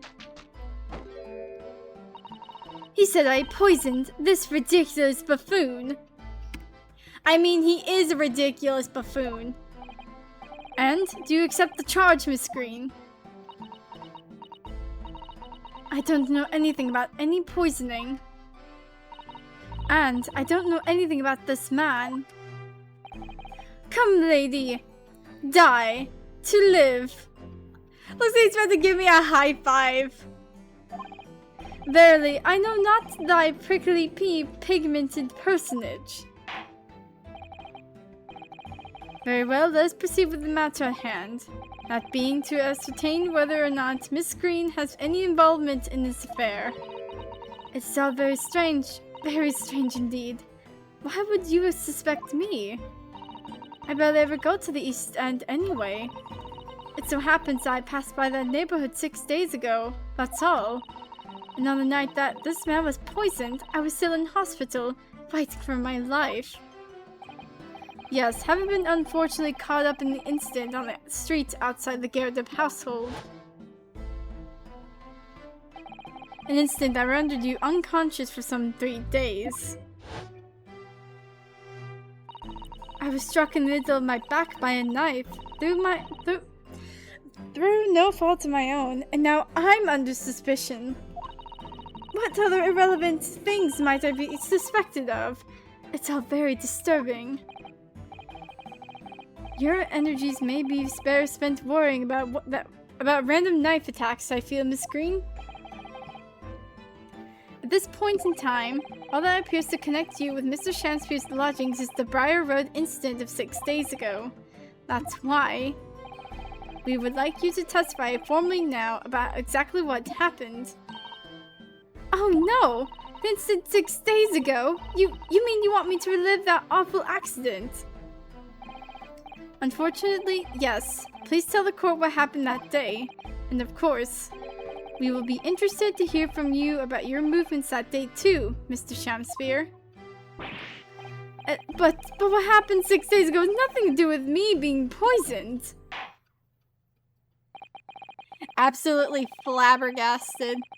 Let's proceed then. The witnesses will present their formal testimony to the court on the subject of the incident that took place on Briar Road the evening of the 17th of February.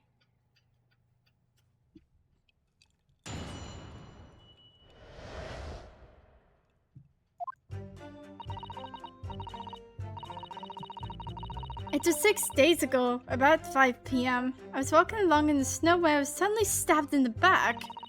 Coincidentally, it happened to be just outside the house where the men in this case have their lodgings. I was at the tavern on the eve of which thou speakest, for had bespoke to my supper. It was the first time I'd been in the area. I had a little matter to attend to. That's all. Anyway, I was admitted straight to the hospital, so I knew nothing about all of this business. There's just a cat going meow meow meow right like behind me. Yes, the second incident inside a week at what I believe to be aptly described as the haunted lodgings. One can only presume this is a most unfortunate coincidence. Meanwhile, oh my god. Meanwhile, you say that you were not in your room, Mr. Shamspeare. 'Twas the following morn when I did waken that I learnt of the dire events. Mary, what a commotion did the officers of the law make on the floor above mine! When Saseki-san was arrested on suspicion of attempted murder.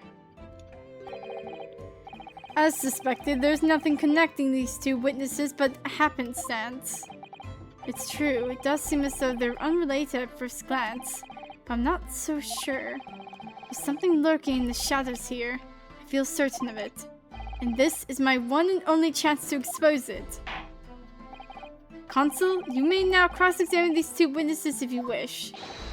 Yes, my lord.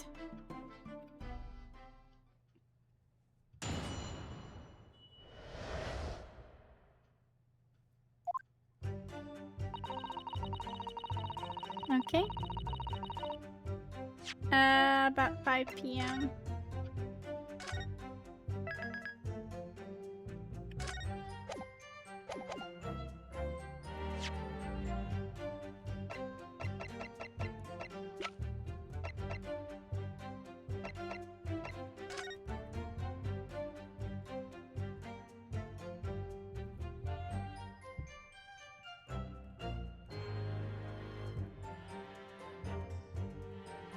Oh.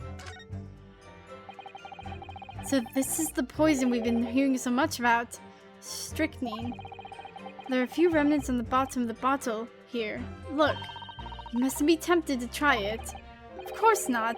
As long as we don't lose this trial. No! No! No! No! Even if we lose the no! Even if we lose the trial. No, we mustn't lose the trial in the first place, Mr. Naruhodo.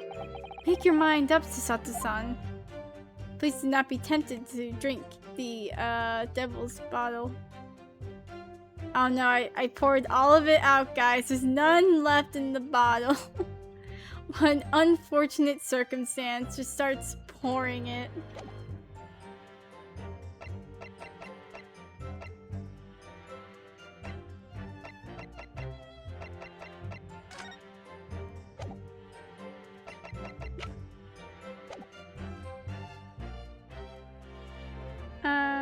Hold it!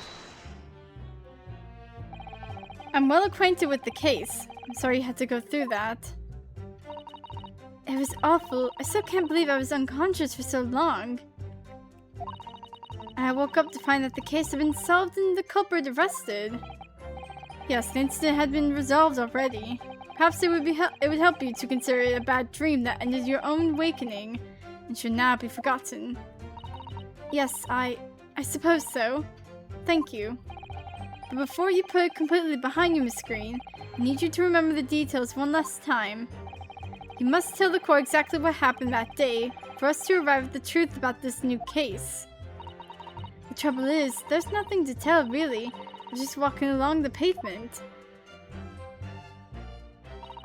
Coincidentally, it happened to be just outside the house where the men's case had their lodgings.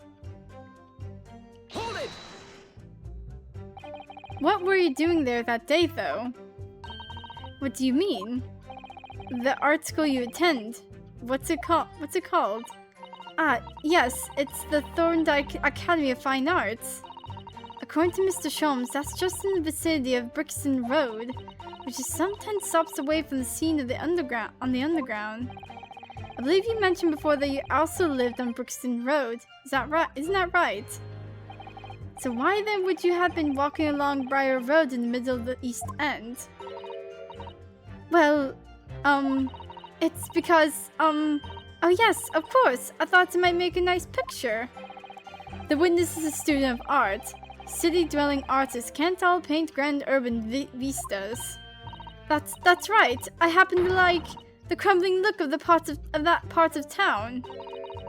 Perhaps quaint would have been a less grating term.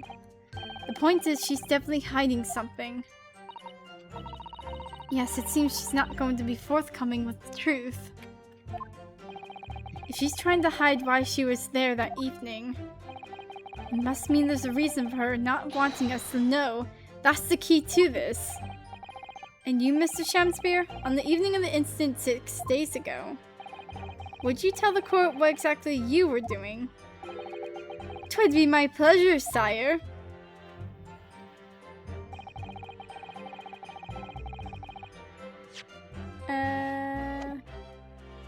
Hold it! At a tavern, you say? Which one? 'Twas the slug and salad where I did tarry. 'Tis a jewel in the East End.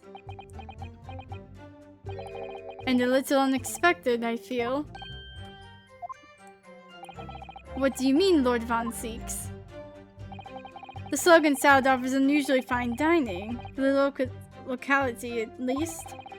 Not an establishment you expect to be patronized by a man with not even a crumb of bread in his room.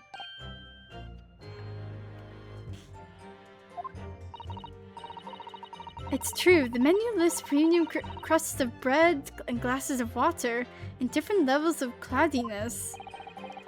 I would have expected Grub's grubbery in the local vicinity to be more appropriate for your means. Watery soup, mushy peas, or rather soupy water and pea-like mush. And all equally appetizing. I just wanted to try some water in a different pub for once. What's wrong with that? How different can water really be? Or perhaps there's a more plausible explanation. A specific reason why he had to go to that particular establishment. Agreed. The fact that on that day of all days he dined at a place he went normally, it does stand out. Mr. Shamspeare's own actions on the day of the incident 6 days ago were slightly suspicious. I wonder if we have some evidence that can explain those actions. Oh god, my throat.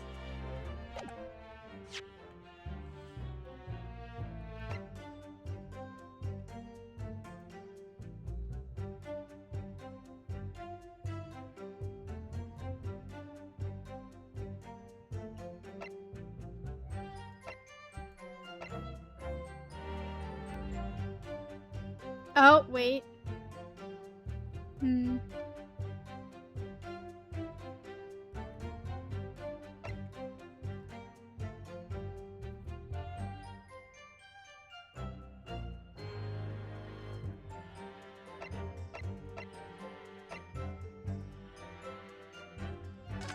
I don't think we have anything at the moment, so... Wish we did, but Sally can't think of anything at the moment. If we find a clue that could explain why Mr. Shamspeare went there, we must present it to the court. Yes, absolutely. That is all in this matter, Counsel. I would ask Miss Green to reiterate her next statement. Okay.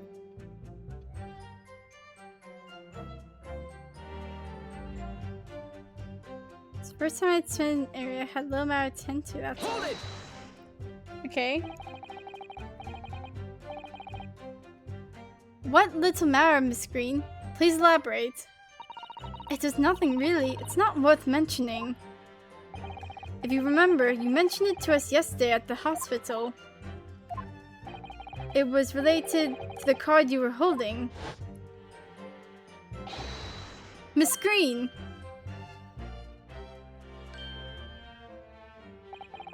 What was that? She clearly just hit something behind her back. From memory, I believe the card contained a note that read, I have information regarding the death of Duncan Ross. What does that matter? What? This has nothing to do with Duncan. Excuse me. Wait. Mr. Shamspear, do you have something to share with the court? To be or not to be, that is the question. Ah, pray forgive me. The great bard's words springeth from within me from near thought. Don't tell me it's because you're possessed by Shakespeare's spirit, right? Hearing Miss Green's words a moment ago seemed to make you think of something. Something of relevance, perhaps? Well, nay, sire. 'Twas nothing at all. Presumably, you know the name, though. Mr. Duncan Ross, I mean. After all, you were both lodgers in the same house. I would it were so, but sadly nay. Lodgings be a lonely occupation, sire. My lodging fellows be rarely known to me. So you haven't heard of him, even though he passed away in the room just one floor above yours. Miss Green? Me, my lord. Have I done something wrong? The card that was mentioned before, containing the note, do you have it upon your person? I do, yes, but I don't need it anymore. In fact, I should throw it away, really. Before you dispose of it, the court will take it as evidence, please.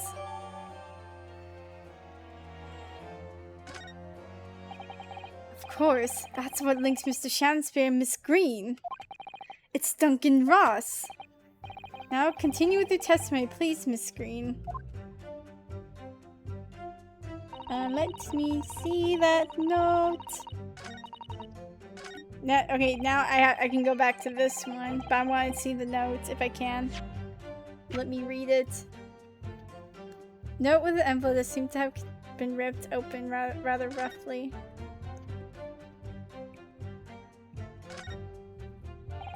The envelope has been ripped open rather carelessly, hasn't it?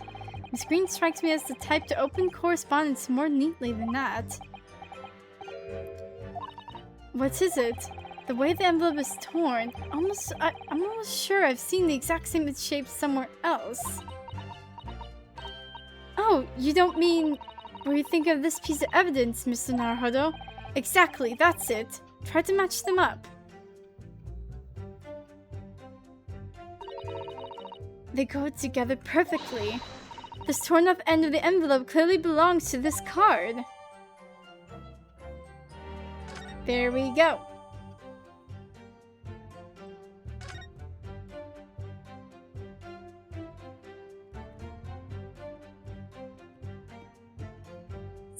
Around the world, sorry.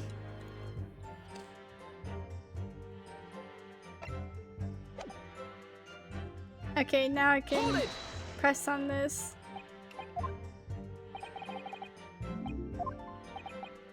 The harp just like ding ding ding.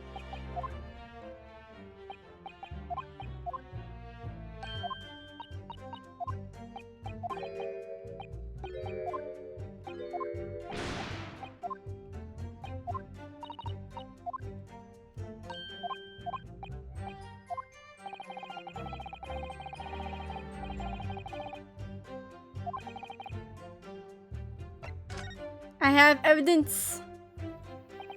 Mr. Shamspear. Yes, sire.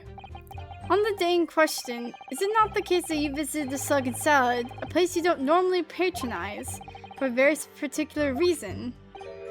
I don't know what you're talking about. Pray, if thou hast some purpose, speakst. Very well, I present the court with evidence. Evidence that explains why you had to be at the Slug and Salad that day. Namely, it's the card. I believe this card reveals the answer. Good lord, Miss Green's card, you mean? That's right, my lord. It reads, I have information regarding the death of Duncan Ross. Come to the Slug and Salad on Briar Road at 5 p.m. on the 17th. Don't tell anybody else about this letter or the meeting. It is a matter of utmost importance. Mr. Shamsphere, your actions on the afternoon of Miss Green's stabbing are exactly as described in this note. Personally, I find it hard to believe that's a coincidence. Don't you, Mr. Shamsphere? Well... Excuse me, can I say something? Yes, Miss Green? That card was delivered to me. It doesn't have anything to do with this odd man, does it? Well, you'd think so, yes, but it's hard to believe it's merely... My lord, may I? May you what, Miss Green? I'd like to make something very clear about that card.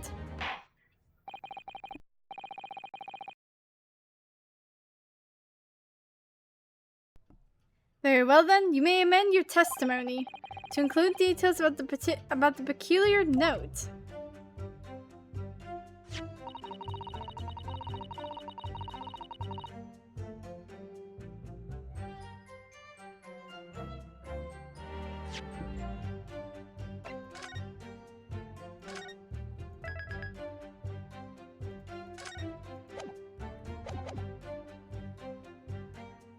This note was delivered to me at my address. Has nothing to do with the odd man next to me here.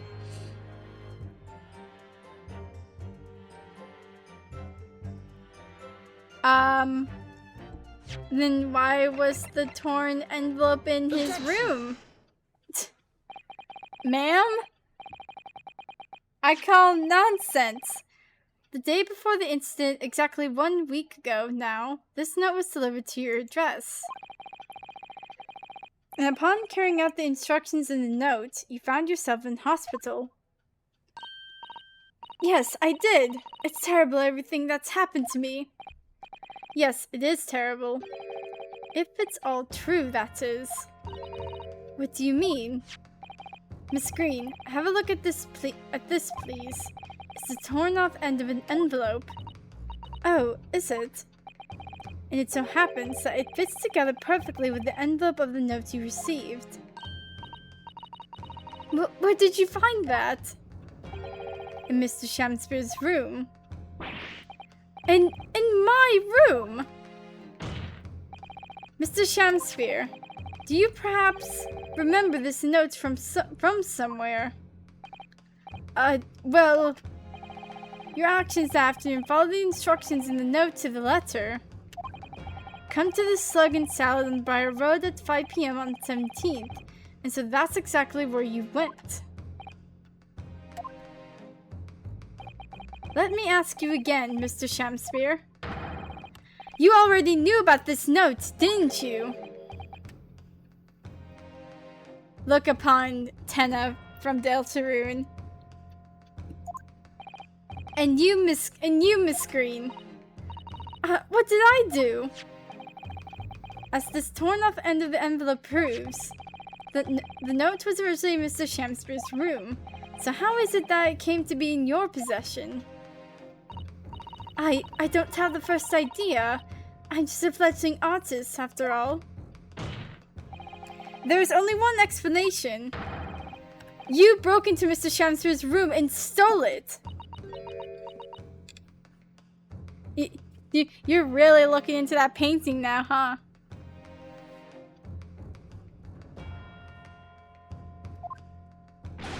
You did what? Sorry, thou hast what? You broke, thou were in my room. What on earth do you want with me?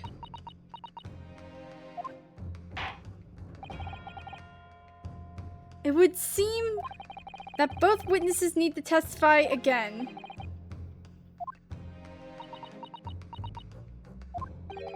Miss Green? Yes?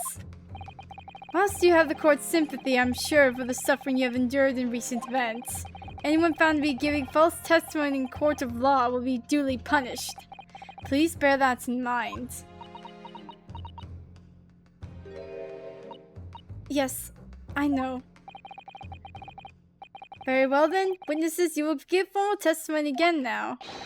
On the subject of this curious anomaly regarding the note Miss Green claims to have received.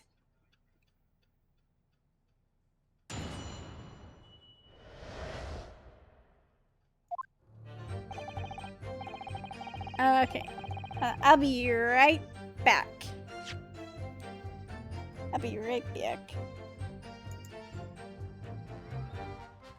I can have like objection mode.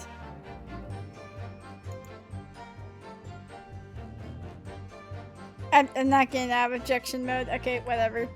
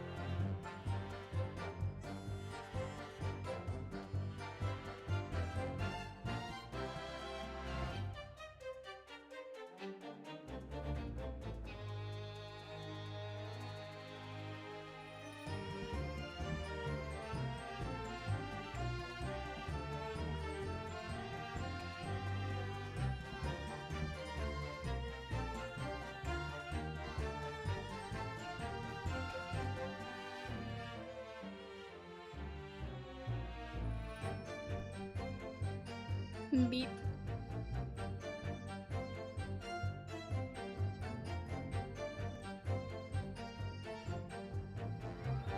I don't know why, like, the thing won't change. It's been so long since I've used this one.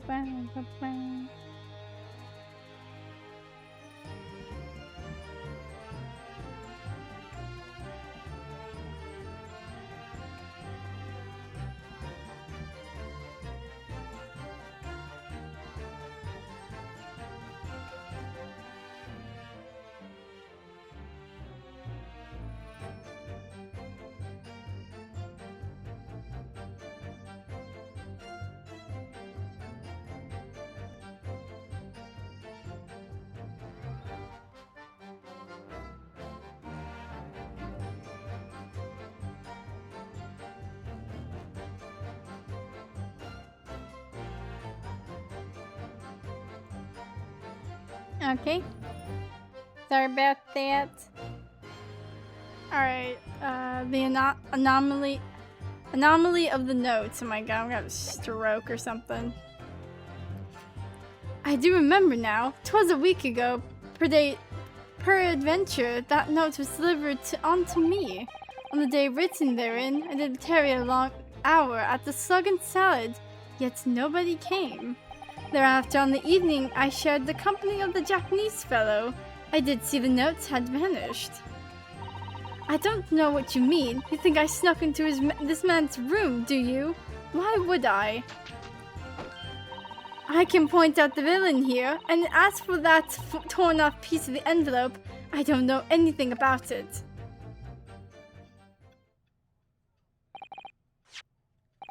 You do not claim to have received this letter, do you, Mr. Shamspeare? Faith, 'tis so, my lord, and I would swear to have set it upon the table in my humble lodgings. Yet 'tis clear to me now that since I returned from the tavern that night, I have not laid eyes upon it. Oh, hold on.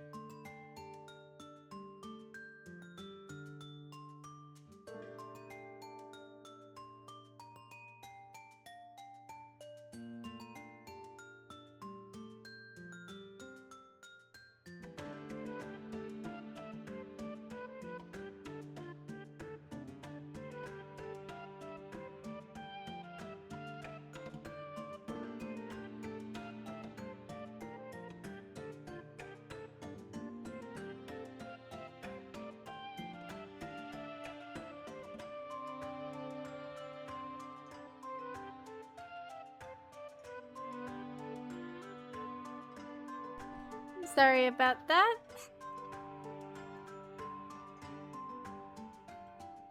Do apologize.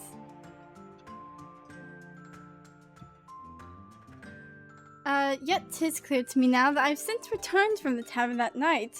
I have not laid eyes upon it. Well, it being the case, young lady, it would appear that your testimony was a lie. Is that what you think? How unfair to you to think I'm the one lying. I beg your pardon.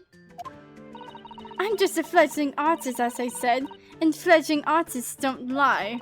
That note was delivered to me at my address. Besides, we all know who the liar around here is. If that's true, Miss Green, how do you explain the facts? This part of the envelope was, without question, found in Mr. Shamspeare's room. I don't see why I should explain. Sorry. I'm a fledgling artist. My job here is to just say what happened. That's all. It's your job to give the explanations and the proofs. You, the fledgling lawyer. The fledgling will do his best. Evidently, my learned friend's cross-examination is our only hope of learning the truth. Well, Consul? I am ready, my lord. We will get to the bottom of this one way or another. Very well then, the defense will now proceed with the cross-examination of the witnesses. Miss Green clearly did break into Mr. Shamspeare's room. There can be no question of that. And that's how she acquired the note. Yes, two facts are starting to lead me to a possible explanation for all of this. And it's not a pretty one.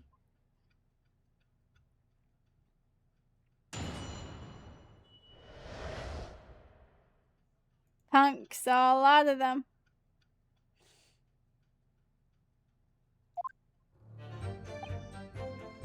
Do remember now. Okay.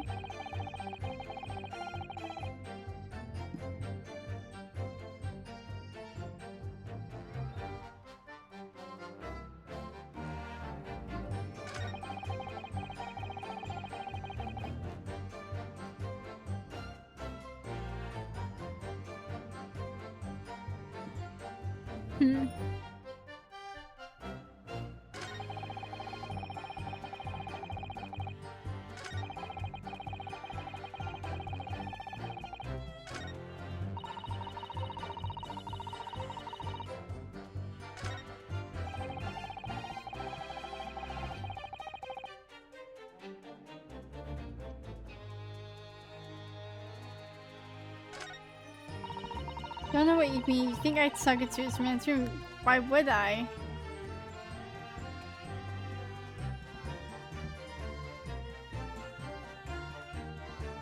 Oh, I don't know. Like, let me save.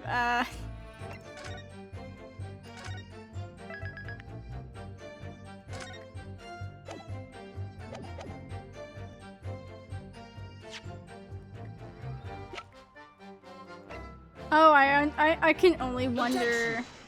I can only wonder why you would go into his room and do all that. Yesterday at the hospital, we saw you with this bottle. And though the contents spilled during the course of our meeting, a small quantity remained. According to the defense's independent analysis, Mr. Shum's chemistry set, the liquid that was still in the bottle was identified as strychnine. What's strychnine? The very same poison that afflicted Mr. Shamspeare. Miss Green, you broke into this man's lodgings for one reason alone. To cover the end of the pipe that feeds the gas lamp into Mr. Shamspeare's room with poison. His face, he's gobsmacked here. And she's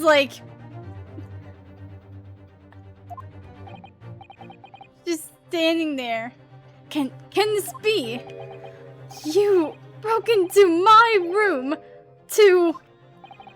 It may seem incredible to the court, but from the remaining clues, there is only one logical conclusion that we can reach. The person who attempted to take Mr. Shamspeare's life with poison was you, Miss Olive Green! Oh dear, oh dear, oh dearie! Me! Oh my god!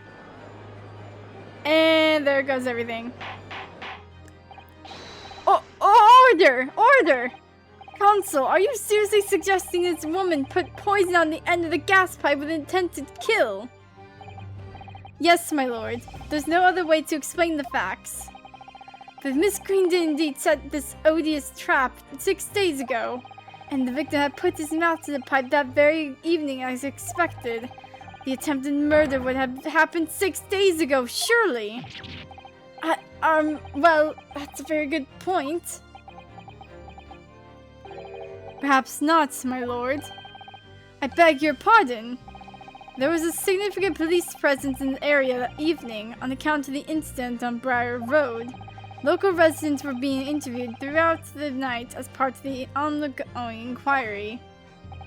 A circumspect criminal would likely have chosen not to carry out any wrongdoing at the time.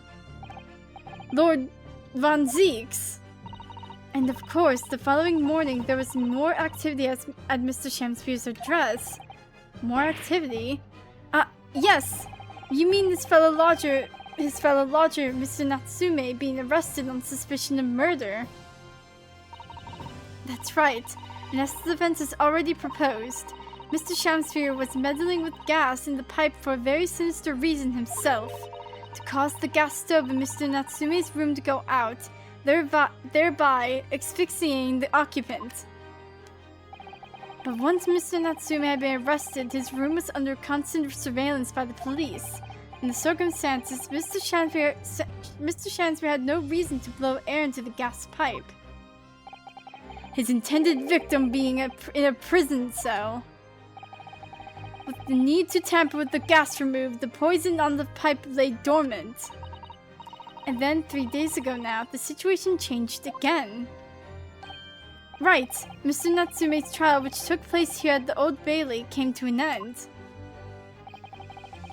The trial in which the man stood accused of stabbing Miss Green in the back, but was duly acquitted. That resulted in Mr. Natsume returning to his lodgings for the first time in 2 days. And that very night, his gas stove mysteriously went out, and Mr. Shamsphere was mysteriously poisoned.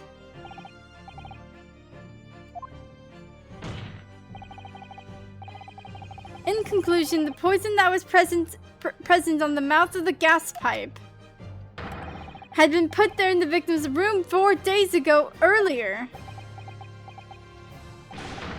Mary!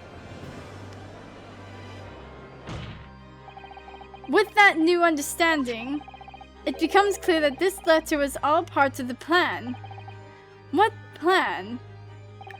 The court will recall that the note gave instructions to visit the slug and salad at 5 o'clock, and that the recipient should tell nobody else. The reason for those instructions are now clear. To ensure that the lodger would not be at home at the stated time. To make sure I wasn't home. Exactly. While you were out, Miss Green could safely slip into your room, knowing that she wouldn't be disturbed. You mean to say that letter was written by Miss Green? Yes. In order to cover her tracks, she took it away with her when she left. Just after she smeared poison over the mouth of the gas pipe in your room. Order! Order! What do you have to say for yourself, witness? Just who are you? Why did you try to kill me? Miss Green's motive should be obvious.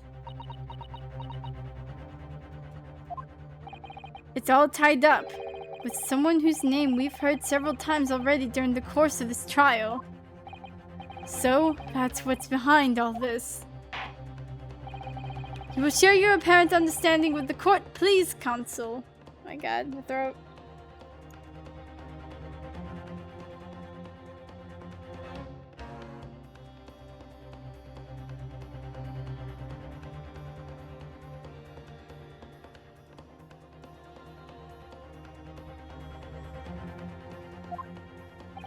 Which person is behind this woman's motive for the attack on the victim's life? Mr. Ross. My god. Take that! This is really messed up, like...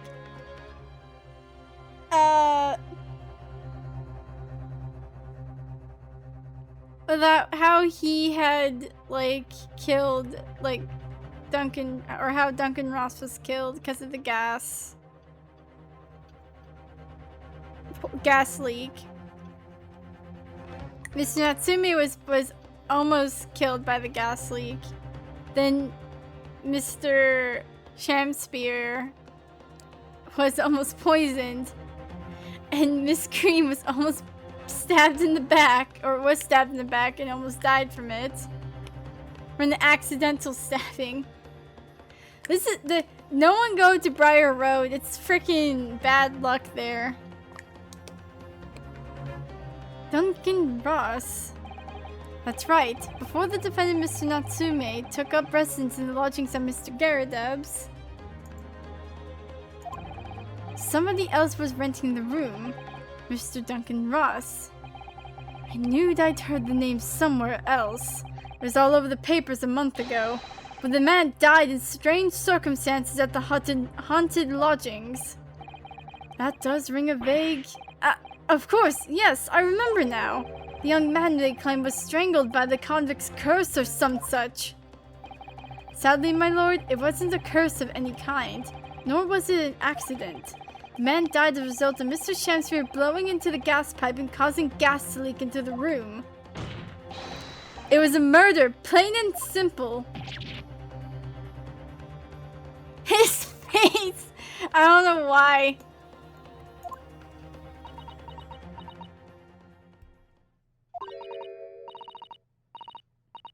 Well, what do you know? The world is so unfair. Curses, curious deaths, that's all people care about. If it's an interesting story they want to know, it doesn't cross their minds that real people are involved. And once they're bored, just 1 month later, once the story lost its appeal, everyone's forgotten him. You mean you... Duncan Ross was... Mike, he didn't freaking know. Mr. Ross was Miss Green's fiancé. Fiancé? You may not have known until now who Miss Green really is, Mr. Shamsphere. But she's known exactly who you are all along, because you're her sworn enemy, the murderer who took the life of the man she was to marry. Marry? Instead of 1 R, it's 2. Miss Green, is it not the case that in order to exact revenge on Mr. Shamsphere, you smeared poison over the end of the gas pipe?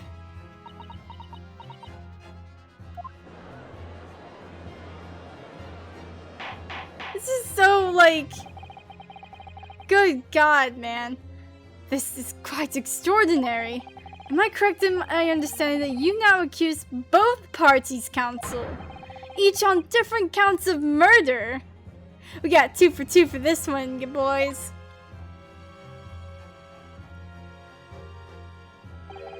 Yes, my lord. That's correct. Objection! Inhaling so deeply, it appears that my fledgling learned friend has taken in a lungful of dubious gas that's causing his judgment to be clouded. What? Why would Mr. Shamsphere have wanted to kill these lodgers, as you say? You have completely failed to provide a motive to substantiate your accusation against the man. Yes, that's right, Mr. Reaper, my liege. I haven't been cited. 'Tis lies, all lies. I deny every utterance.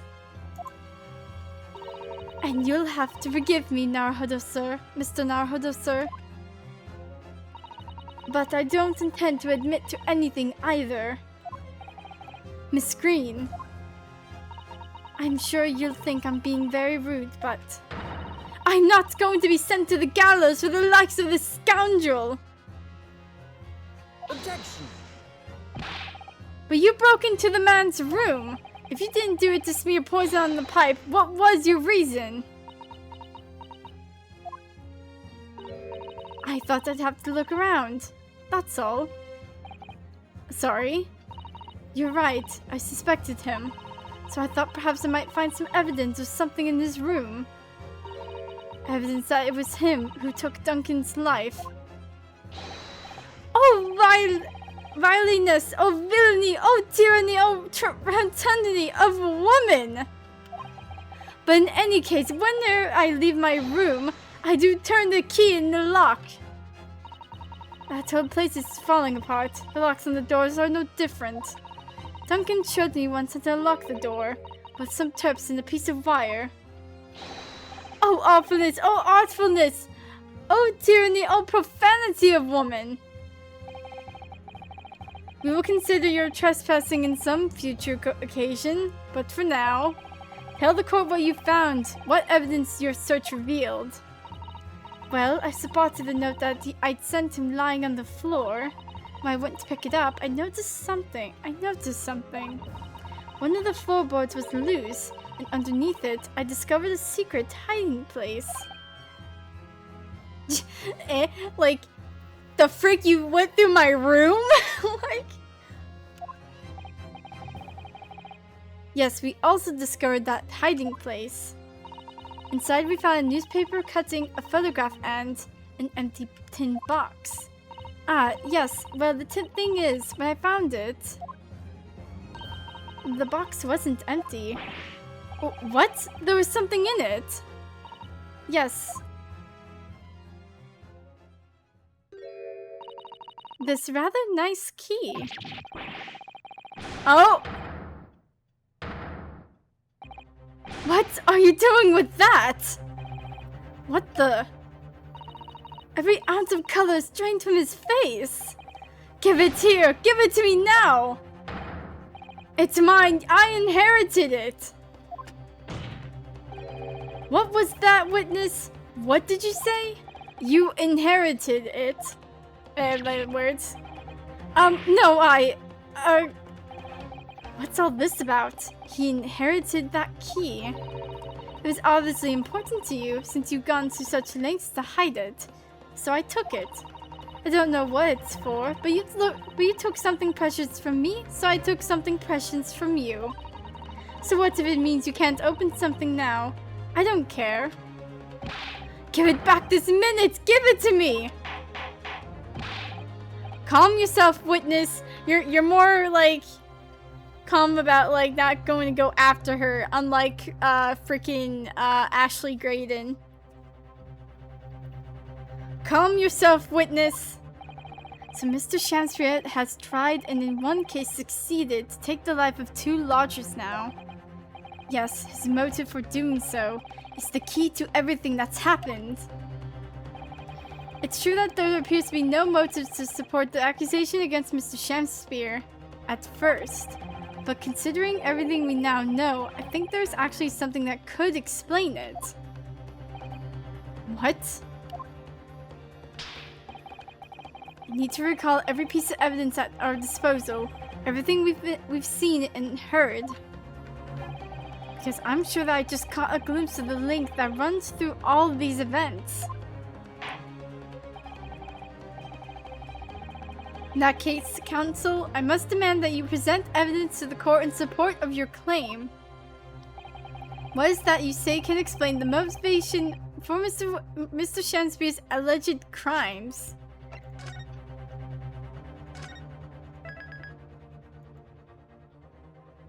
Bleh.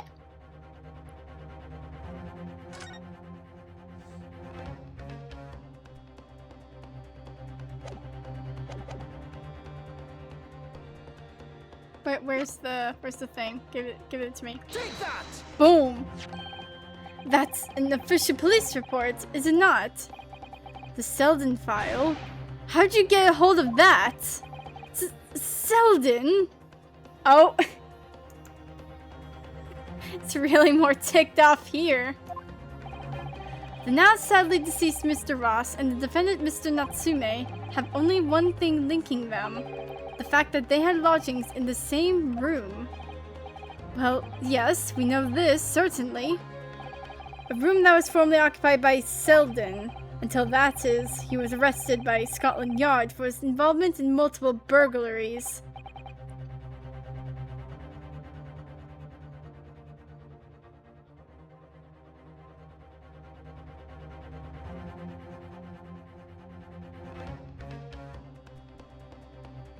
I see. And it so happens that the convict Selden's left behind one very substantial mystery when he died. Some 1,000 pounds worth of loot that he stole, which as yet remains to be found. Yes, of course, it's coming back to me now. It's written in his file here. 1,000 pounds lost en route to heck. That was how the paper summed it up.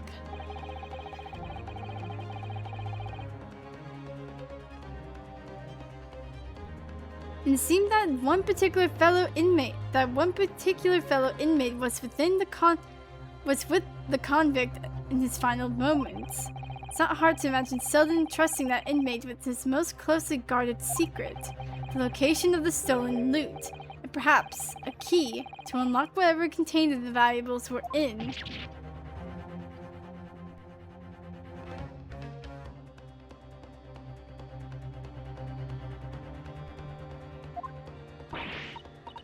You mean this key is...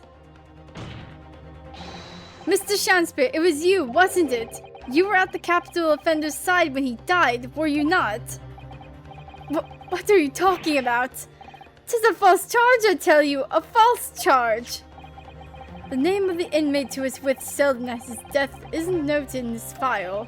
The simple telegram to the prison where he died would quickly tell us how false the charge really is. But even if it's true... Oh, hold on.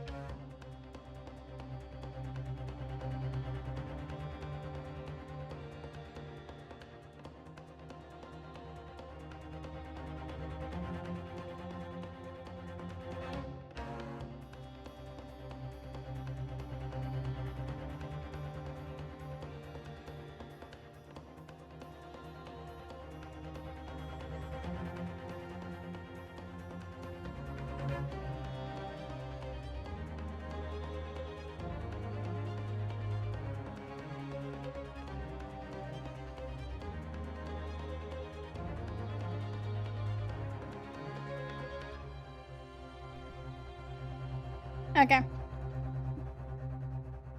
Oh, that's the wrong thing. What am I doing? No. No. Okay. But even if it's true, why would the man be so intent on killing every subsequent occupant of the convict's lodgings? There's only one explanation for that, my lord. It was in that very room that Selden hid his loot.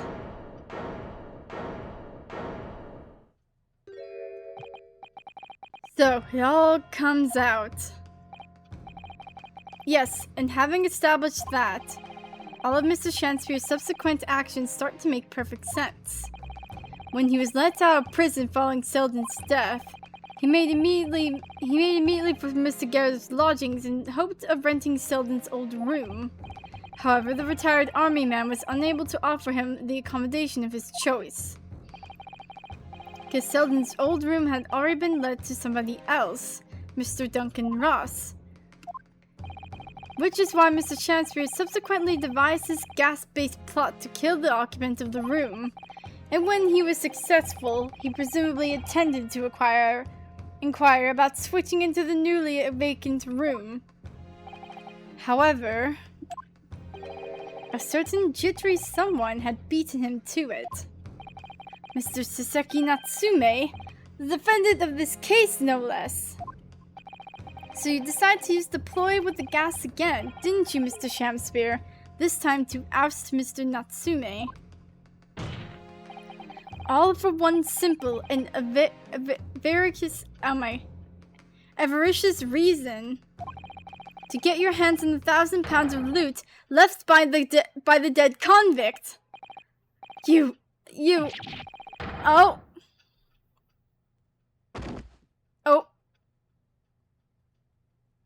He died. Looks like I'm gonna snuff it while they get to stretch me neck.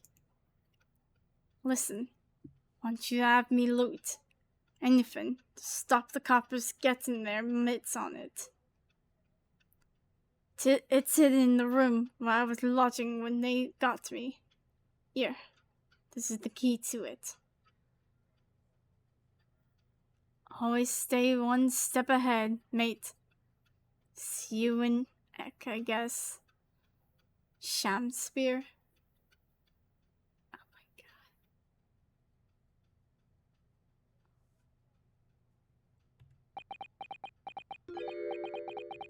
It's mine.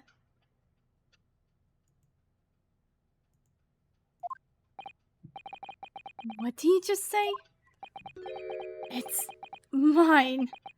That loot is mine. Oh! Mr. Shanspeare. It's all lies. I don't accept any of it. Why should I? After all, you don't have a shred of evidence. You can't prove I killed that fellow. Forsooth, I am the victim here, remember? Isn't that right, ladies and gentlemen? If I don't admit to it, there's nothing you can do. You can't arrest me, for the time being anyway. Yeah, you're gonna be arrested on like other accounts, but still. Verily, you can't arrest the victim, can you? Isn't that right, ladies and gentlemen? I am so close. I just need a few more hours. Oh my god. He looks crazy, bro. I swore to myself that I'd get my hands on it. And I can almost taste it now. Do you really think I'd just give up? There's no question in my mind now. This man is guilty through and through. But he seems so utterly intoxicated by the idea of that loot. He's inhaling all that fumes of gas in the pipes, man. I'm afraid that's however hard you press him, he'll never admit to what he's done, Mr. Naruhodo. There is a way. Pardon? There's one way I can finish him. No! He's already committed the most heinous crimes to get his hands on that loot. Which means all we need to do is find it first.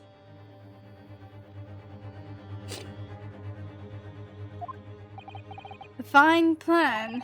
Were it not for the fact that the police thoroughly searched the room following the death of Mr. Ross. If it's there at all, it must very well be very well hidden indeed. Without conclusive evidence, I certainly cannot rule.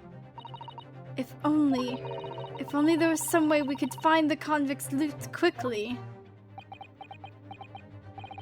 This is the final piece in this complex puzzle. I think we might have it in our possession.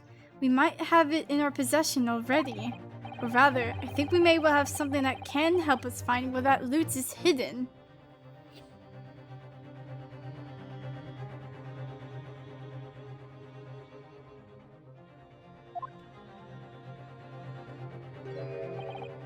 My lord! Yes, Consul? The defense would like to make a proposal about how to find the late convict's hidden loot. I believe we are already in possession of something that could give us a clue as to its whereabouts. It's our last chance, so it has to be worth a gamble. Besides, we've used the same technique once already, and it definitely paid off then. Very well then, Consul, let the court hear your idea. What do you propose we can use in order to locate the hiding place of the deceased convict's hall? Oh, you're gonna have to let us do this, even though this isn't used for evidence. Doesn't stop it from helping us find stuff. Take that! If I'm not mistaken, those are Mr. Shamspeare's handprints on the wall of his lodgings. That's right, my lord. Exposed as a result of the defense's independent investigation of the scene. Based on a wonderful new discovery in the field of forensic science by the great detective, Mr. Sholmes. A great detective? Is that kind of joke? Do you really think I'm going to be daunted by a man with such a ridiculous title? I should think the great bard ought to recognize such a title when he hears one, Mr. Shamspeare. Perhaps we should compete for the honor of most ridiculous title. And also most ridiculous outfit. No, like, his outfit's actually really good, though. Tis Herlock Sholmes himself! What are you doing here, great detective? Your unusual haunts are the filthy backstreets of the capital, are they not? Ah, Mr. Reaper, it's been too long, and I see your complexion has worsened since last we met. Mr. Sholmes, he does know Lord Von Zieks then. Well enough to say something like that in any case. Mr. Sholmes, though you may be heralded as a great detective by the population at large, that does not give you the right to come and go in my courtroom as you see fit. If I may, my lord, Mr. Sholmes' newly developed scientific method has helped us to uncover vital clues in this case already. Clues, you say? I call them skin prints, my lord. My method identifies every location touched by an individual under scrutiny. It's the method by which we were able to ascertain this gentleman's gas pipe activities. He's been shot. You need only a small sample of something the individual has previously touched to make an indicator solution. In your case, sir, I used the teacup you had been holding. Elementary. So now, Mr. Naruhodo. Yes? What am I to use as a sample to make the indicator solution this time? Thank you for offering the help, Mr. Sholmes. When the convict was arrested, he was living in what is now Saseki-san's room. We need a sample to help locate Selden's loot that's hidden in his old room. What form will the sample take? We need a person. Get the dead man's handprints. We will need something of Selden's in order to create the indicator solution to find his loot. And something the convict owned happens to be in the possession of somebody listed in the court record. Upon my word, Mr. Naruhodo, your powers of reasoning appears to be on the up. So, which particular person do you have in mind? From whom can we obtain the possession of the late convict Selden to create the indicator solution?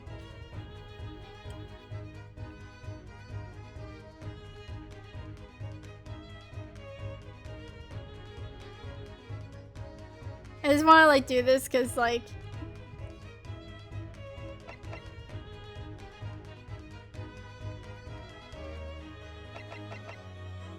just want to do Shamspeare just for the heck of it. Take that! Because there is an accolade. And what, pray, does said person possess that would be applicable to our purpose? Let's hear your new and improved powers of reasoning at work, my dear fellow. Dear me, your left eye just twitched. Are you currently concocting an elaborate excuse? Not some clever Japanese joke about a wet noodle, I hope. Oh, you got me! I think we need to reconsider this from the start, Mr. Naruhodo. Why do I feel as if Sato-san is studying my left eye now?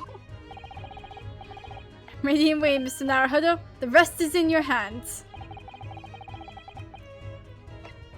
Okay, apparently I didn't freaking do that, so here we go.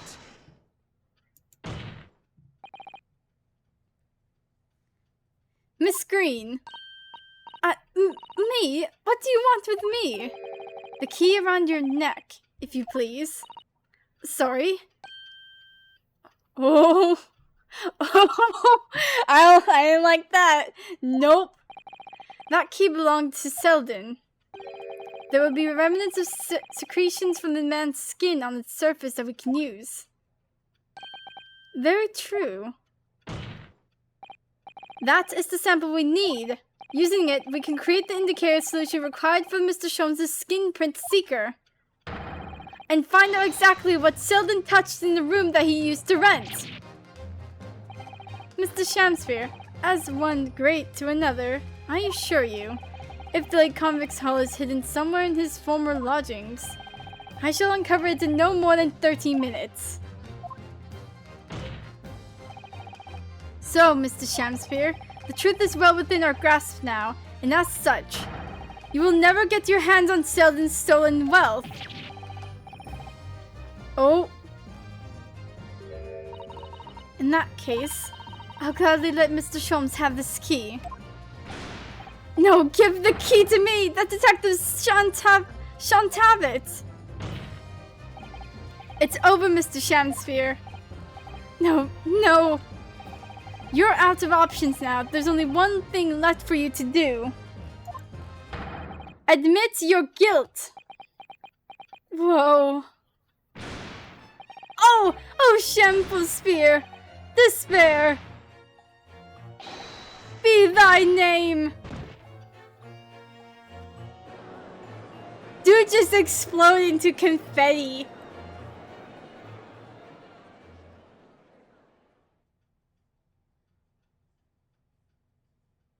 There goes his hat. I never intended to kill the man. I just wanted to drive him out of the room. That's all. So you'd have time to find the convict's haul of stolen goods. Yet after you killed the young man, you still didn't move into the room. I asked the landlord, of course. I pleaded with him, but he refused. Why? I was 3 months behind with the rent, for one thing. Mr. Garrida really has had a lot to put up with, and he had the gas repair work done immediately afterwards, putting the room out of action for a while. And then this Japanese man swooped in at just the right moment to sign the new lease. Poor Mr. Natsume. How unfortunate timing. What unfortunate timing. Then 5 days ago, after the incident on Briar Road where the Japanese fellow got himself arrested, I thought I'd finally have my chance, but it wasn't to be. No, the scene was sealed off, guarded by the police night and day. And if I remember rightly, Mr. Sean spent the whole day in there reading books. I couldn't even enter the room, let alone search for the loot. Which is why on the day Mr. Natsume was acquitted and returned to his room, you once again tried your trick of blowing air into the gas pipe that feeds the stove in his room. Unbeknownst to you, however, that action would lead you into a deadly trap.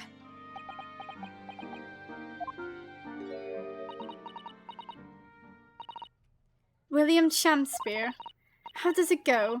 To be or not to be? That is the question. From Shakespeare's Hamlet, Act 3, Scene 1. Well, let me tell you, in your case, it's not to be. That's the answer. You deserve to die for what you've done.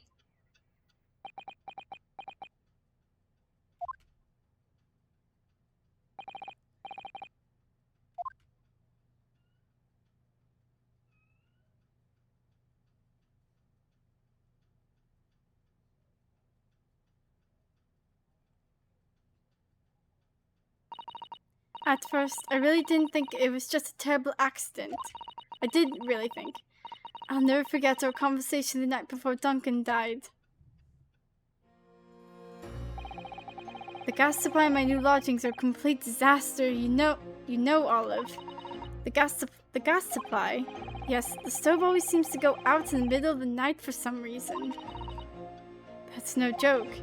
They say it's the convict's curse. Oh, Duncan, please, don't stay there. I don't care how cheap it is. Alright then. If it's that important to you, I'll start looking for a new place. There are spare rooms at my house. Why don't you leave that horrible room tonight? No, I'd better not. We said we'd wait until we graduate before we told our parents, remember? But that was the last time we ever spoke. That very night, he fell victim to the gas. If only I'd known it was going to happen, I'd have insisted he'd left that horrible room that instant. But instead, all I've been left with is bitter regret. I stopped going to school, but something kept drawing me back to the house on Briar Road. I saw a stooped, Eastern-looking man with a mustache coming out of the house one day when I was there. He walked up to the road to grab Scrubby for some food, so I followed him and sat myself down next to him. He had some watery-looking soup and started to pick a quarrel with the publican. That place is cursed! Cursed, I tell you, cursed! The ghost of that convict who used to live there is trying to suffocate me!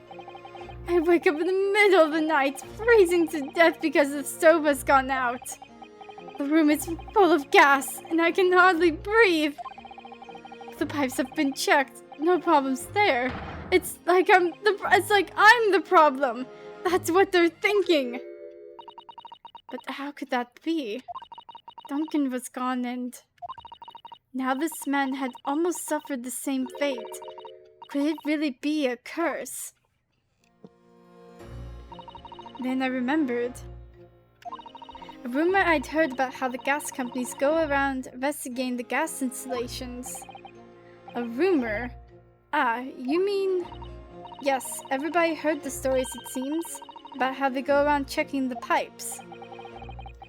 How anything connected to the gas can be extinguished by blowing air into the pipework.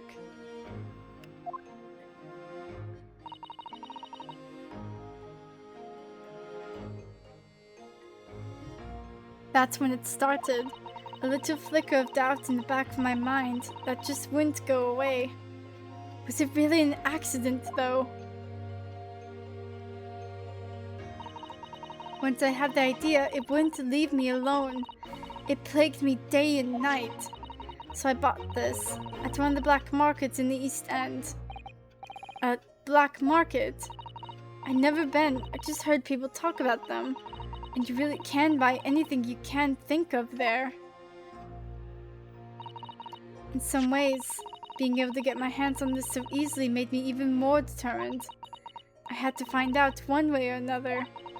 Was Duncan's death an accident, or was it murder? And your chosen method for establishing the truth was simple, but highly effective.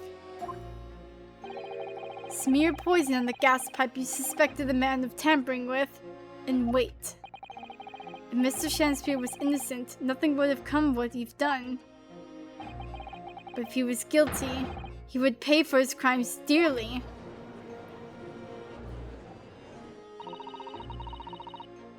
I found out the name of the man I suspected, William Shakespeare.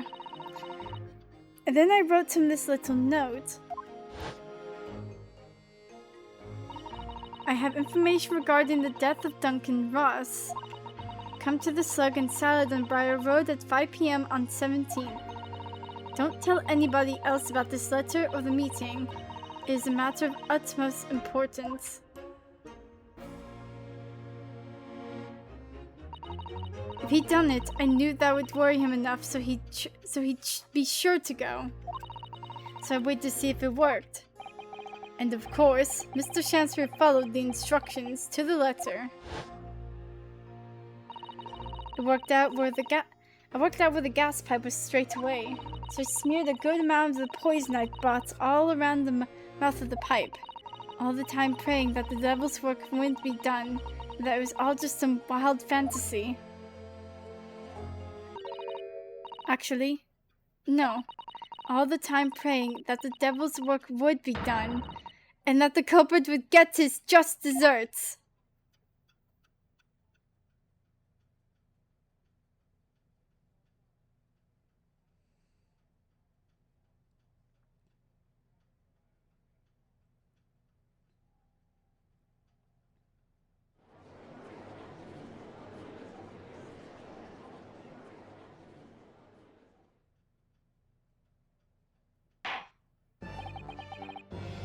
Dear God, this case like messed up. 3 days ago. Oh, wait, hold on.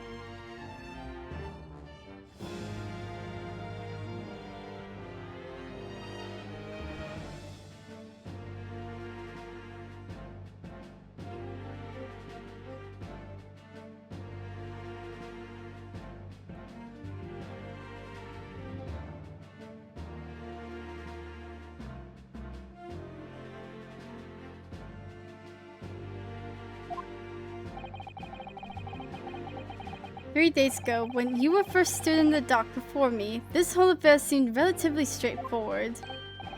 Yes, my lord. I certainly never imagined the depths of depravity that we should subsequently find lurking behind the scenes. It has been a long road, my Nipponese friend. Oh, yes. And one I certainly didn't envisage walking with you. Nevertheless, together we have reached the light at the end of the tunnel, as it were. Miss Green? Yes, my lord? You will henceforth be stripped of your freedom, as punishment for the attempted murder of Mr. William Shakespeare. Yes, I know. And you, Mr. Shakespeare, you'll be tried for the murder of Mr. Duncan Ross in cold blood, and the subsequent attempted murder of Mr. Soseki Natsume here present.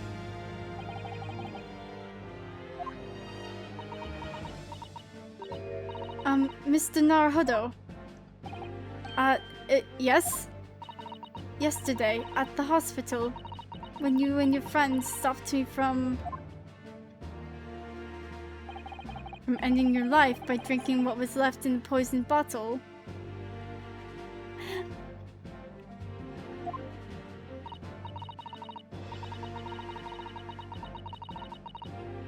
Why are you up? It's 8 a.m.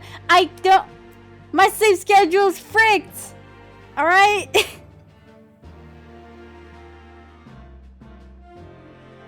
Girl, failure boss is like, you should be snoozing till noon.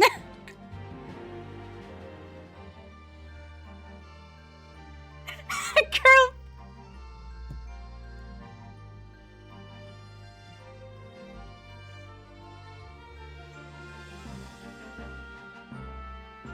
My sleep schedule is freaked. I am getting enough sleep, for God's sake, alright? It's just like so messed up. Quote me, I freaking dare you. You want me to quote? Hold on. Wait a minute. Where the frick is Discord?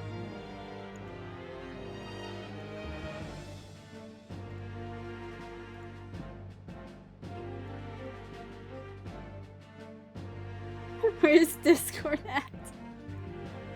Where's the screenshot? No, that's the wrong screenshot. God dang it. What the fudge? Okay. What? Wrong thing.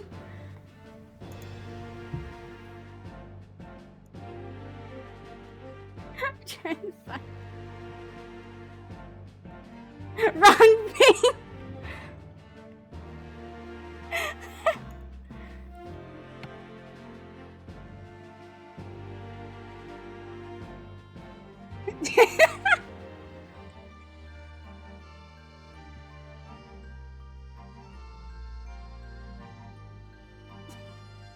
There, I quoted you.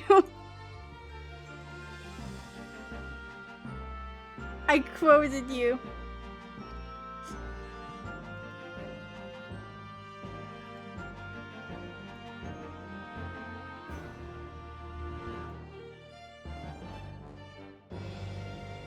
Dang, she quoted me. I have the screenshot. My one's weakness.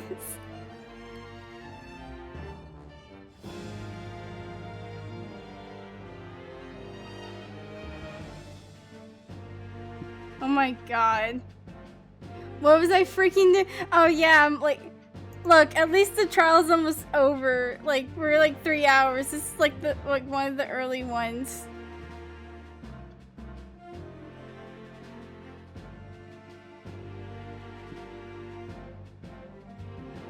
I wouldn't...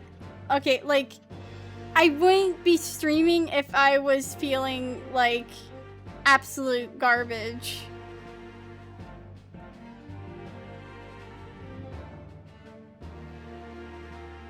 Or I feel like I didn't have enough energy for it.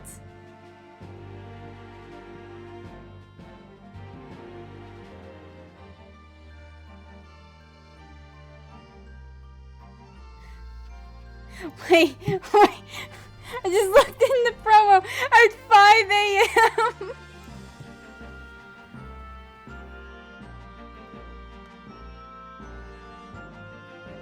Oh man, I love absolute garbage though. Yeah, because you're a raccoon. Raccoons in place. Raccoons be vibing in those places. What the heck is on?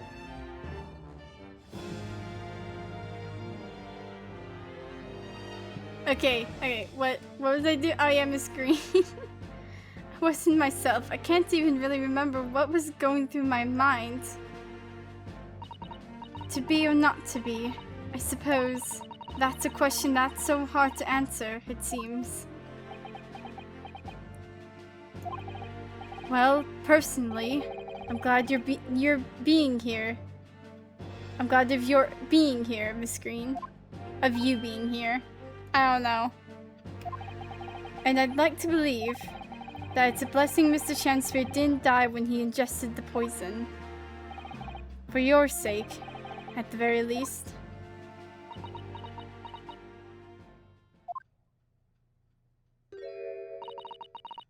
Because of you, I choose life, not death. And now you've made the truth come out at last.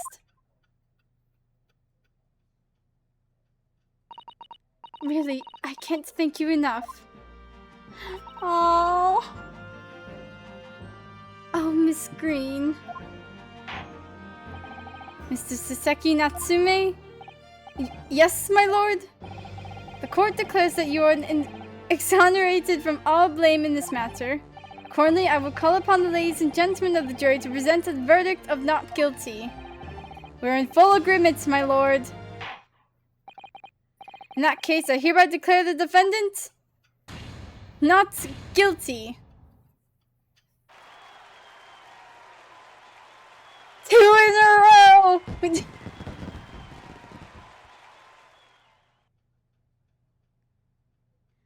I really don't want you in my freaking courtroom ever again.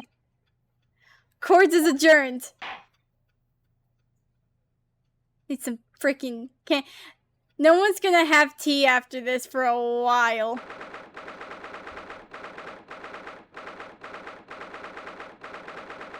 Even if, like, tea wasn't poisoned, though. Ah! Oh, yes, at last! Divine justice duly done! Divine justice? My dear fellow, if there was any divine justice in this world, you would shave that mustache. No, this has nothing to do with my mustache! Everyone stop bullying him for his mustache, alright? Some may say that a luxuriant mustache is a sign of physical prowess, Mr. Sholmes. Look, I'm student Mr. Naruto Esquire! Once again, you've saved me from doom! I'm very happy to have been able to help Mr. Natsume. Congratulations on your acquittal. You're second in almost as many days. I was first acquainted with and gained affection for English literature whilst in our great homeland and empire. And then, by a twist of fate, I was brought to the land that bore the fruit of that literature. Only, the city of bricks and mortar became my prison. Try as I might, I never found my feet here. In the end, I confined myself to my room and lived life through friendly old books. You've had such a difficult time, haven't you? But a week ago now, I dragged you out to that dark and dingy room of yours, did I not? You did. And I've seen more of life in this week than in all my years to date. And for the first time, I feel I've begun to see the true face of the English that's so far been hiding from me behind the wall of fog. My dear fellow, there's nothing special about the true face of the English as you put it. Wheresoever one goes in the world, humans are human. There are few genuine differences. Yes, I think you're right. I finally started to see that, and I've come to understand something. I worked out why I was attracted to English literature in the first place. It made me see that whatever our nationality, we humans all have some hopes and fears. We're all just doing our best to live. It's so true. Well said. I've come to feel the same way. I've made a decision too. I'm going to cut short my study tour here and return to Japan. What? Just when we'd become friends here in England. What a terrible shame. Oh, I know, that does tug at my heartstrings, it really does. But I've decided I'd like to take everything I've learned here in Britain and write something of my own. A novel, of sorts. I suppose. It's safer, lol. Oh my, so you'll be creating your own literature, Mr. Natsume.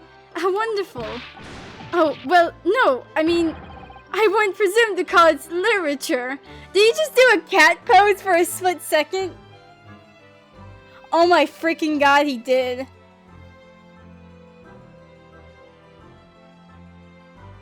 I just looked back at the stream, I'm like, oh my god, he freaking did. Kill me. Why not? When that is precisely the definition, Mr. Mustache.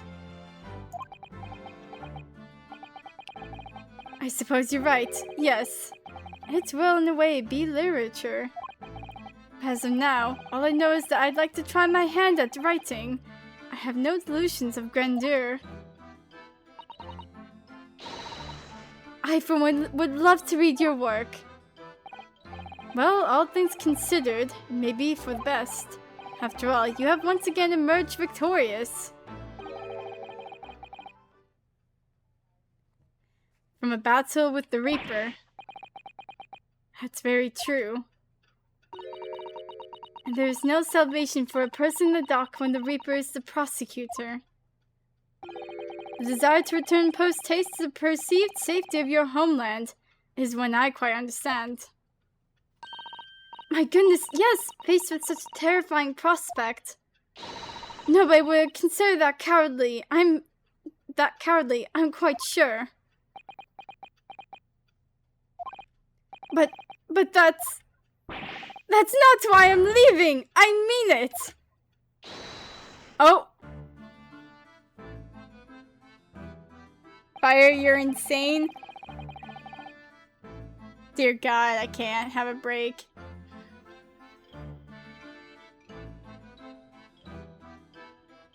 You're finding about you're finding out about this now.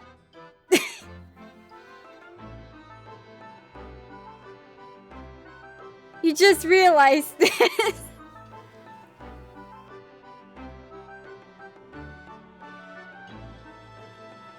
At least, like, okay, one thing's for sure, I'm not gonna stream for freaking 15 hours or 13 or 15 hours like I did that one time. Okay? I will not be streaming if I feel like garbage, alright? You what? Yeah. That one gif of like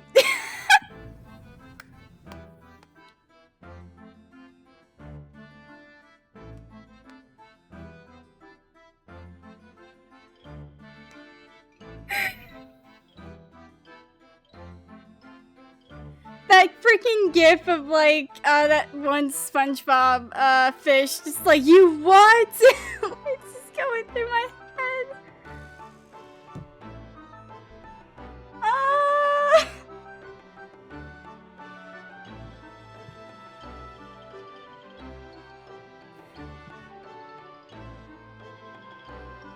I said what I said. I'm gonna continue. I'm almost freaking done with this. Forgot to check DMs.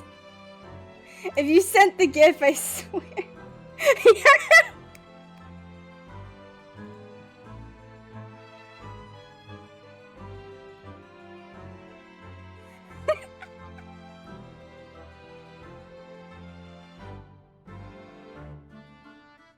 What? What is going on? What?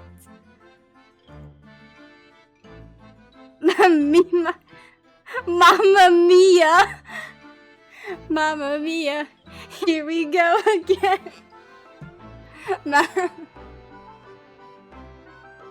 I'm freaking losing it! What's... okay, hold on.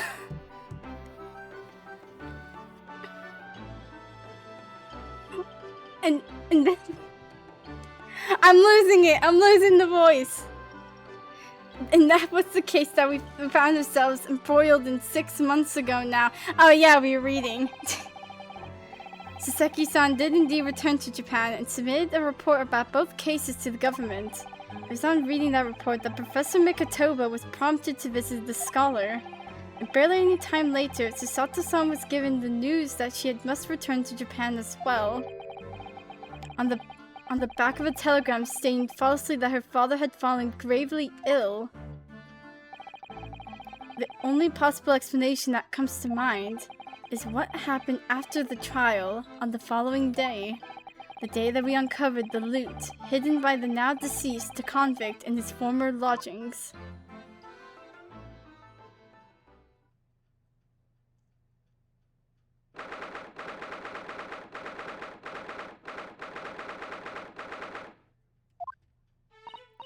Oh, well done, Mr. Sholmes. How simply marvelous of you. To uncover the secret hiding place in just one day. Wasn't it supposed to take 13 minutes? As I believe I told you, my dear fellows, skin prints are extremely useful in such situations. Wouldn't you agree, Gregson? He's chowing down. Grexy's been happily munching an aggrievement this whole time, you know, Hurley. Happily, I think perhaps humorously might be closer to the truth. So, it transpires the man's fashioned a hiding place in the ceiling. And what's in it? What exactly is the loot? Let us look then, if you're ready. Let's examine the late burglar's haul. What is that? It looks to be some sort of neckband or collar. How peculiar. A collar? It's huge though. What? Just the what? And And look at all the gemstone sets in it. I can see why it was claimed to be worth 1,000 pounds. Perhaps I could have it as a belt. Freaky burglar! No! No, Trip! Too freaky! I'm quoting you on that.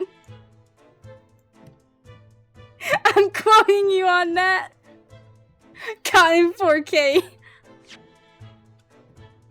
Woman, why? I'm gonna quote you.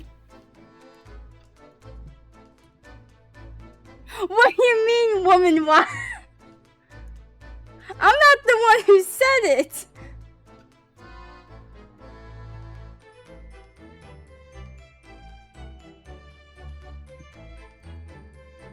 I'm gonna quote you. Where is it? Good God, where the frick is it? Where'd it go? Okay, wait.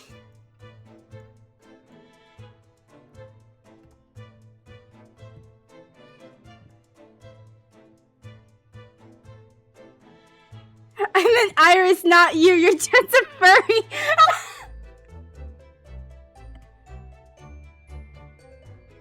Okay, let me show the collar.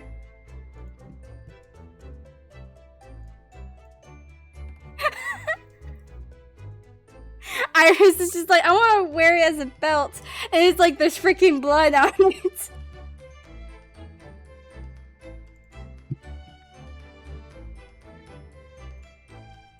I'm also putting this in the chat.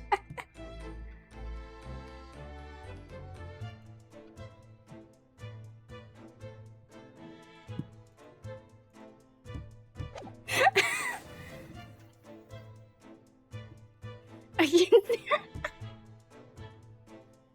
can see why it was going to be worth 1,000 pounds. Perhaps I could have it as a belt. No, Iris, you can't. You can't wear it as a belt. No. Strangely, not the first bloodstained leather worn in this game. Weirdly enough, like.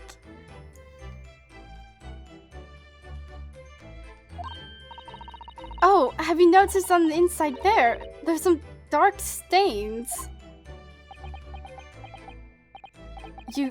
You don't think they could be blood, do you? I mean, there's quite a lot of it. Huh? On second thoughts, perhaps I won't have it as a belt. Then, of course, there's this emblem here. A large letter B and a small crown.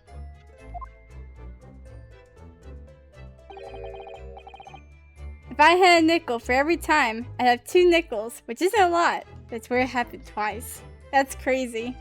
You have nickels? What does it signify, do you think? This woman has a weird...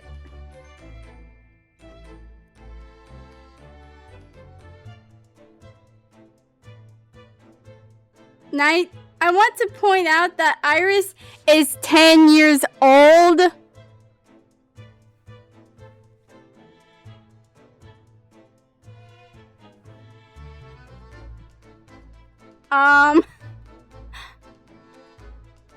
Oh. I did not know that. And even then, why did that thought come up?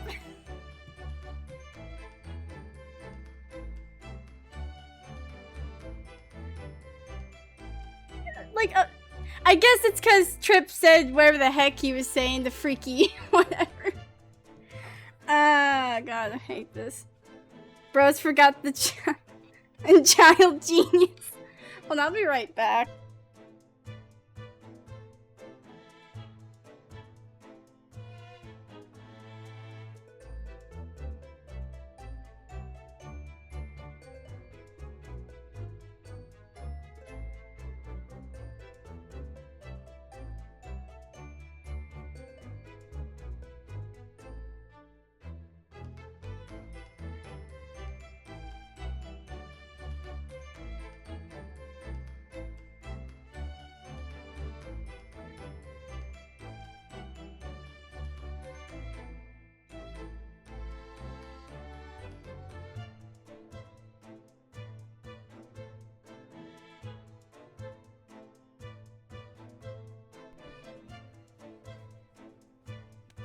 Yeah, I guess you thought that because of what Trip was said, but like she meant like around her waist or something, because I guess that's how big it is.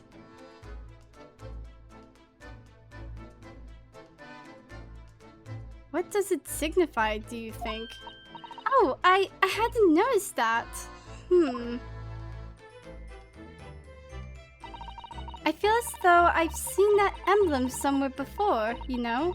Where could it have been? That's exactly why I thought it. It's because of what Trip said.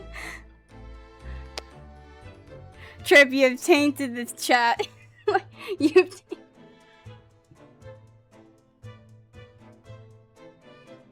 I feel as though I've seen that emblem somewhere before, you know? Where could it have been? That's enough of that, I think. Sholmes? What? What's the matter with Mr. Sholmes? All the color has drained from his face. Well, Inspector, I believe you ought to be taking this, aren't you? Here could be valuable evidence, after all. It must be kept safely under lock and key. Yes. Get your grubby hands off that, you lot, and hand it over, now! I'd never seen a collar that large before, and all those jewels certainly look to be extremely valuable. That's not what stood out the most to me, at least not once I'd noticed it. Those dark marks on the inside of the collar, those stains, could they really have been blood?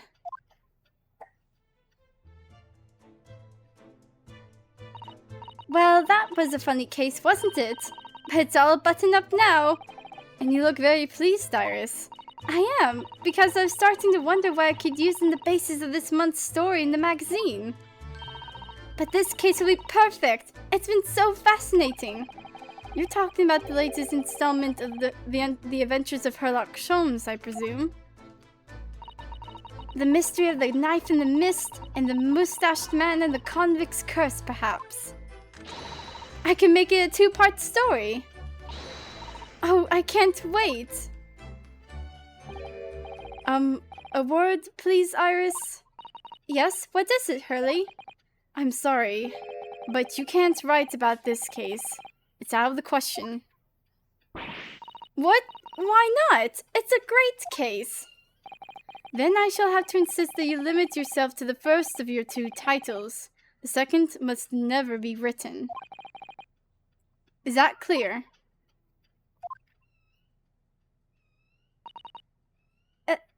Yes.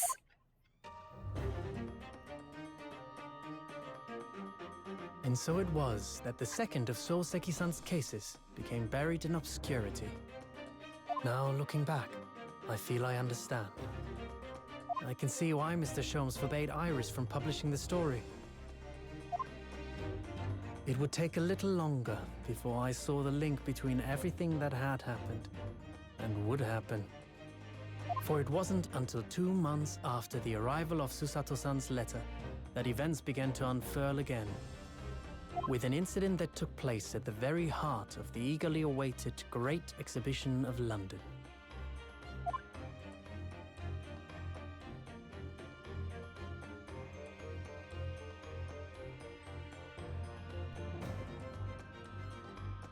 I had completely forgotten that he just starts speaking out of freaking nowhere.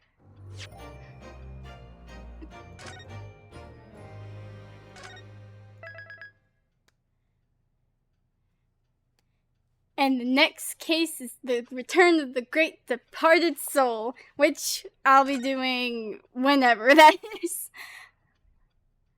Probably one of my other favorites. I yeet now.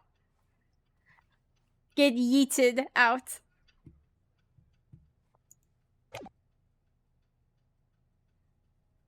Look at this, it's so cool. Like, nothing's gonna happen. Right? Right, guys, nothing's gonna happen. It's fine, it's superstition. It's a conspiracy. Farewell, your rock skin. What?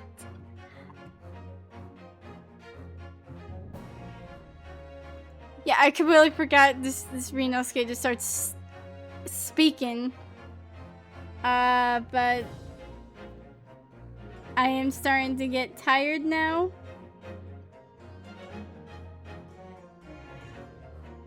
But I shall see y'all next time for whenever I do this. Oh my god, I can't speak. Words. Words be upon ye not. Wait. You want me to wait? I have to like do a thing so like I can wait. Get this, get this.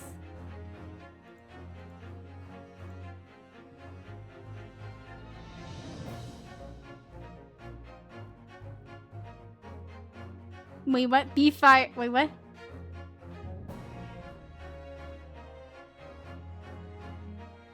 Be fire. Day stream starts at 5, ends at 8. Sleeps by noon.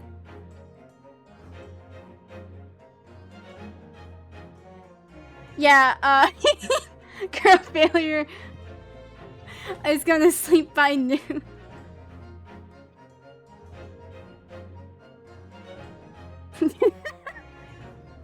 What the heck happened? That face is killing me. Absolute gobsmacked. Oh, I need to like have it. Actually, no, I'm gonna hide everything for like the next thing because it's like, oh yeah, more cutscenes. Yippee! Oh, Trip. This is the case with the remember that one person I showed, like there was an image of a guy I showed you and you're like he killed a guy 100%.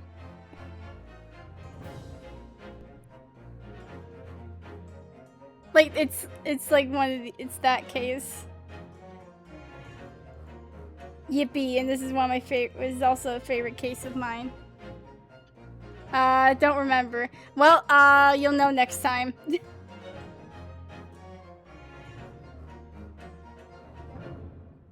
Alright, with that, I shall be heading off. Y'all have a wonderful day, and I shall see y'all next time. For whenever I do this silly stuff. Goodbye, everyone.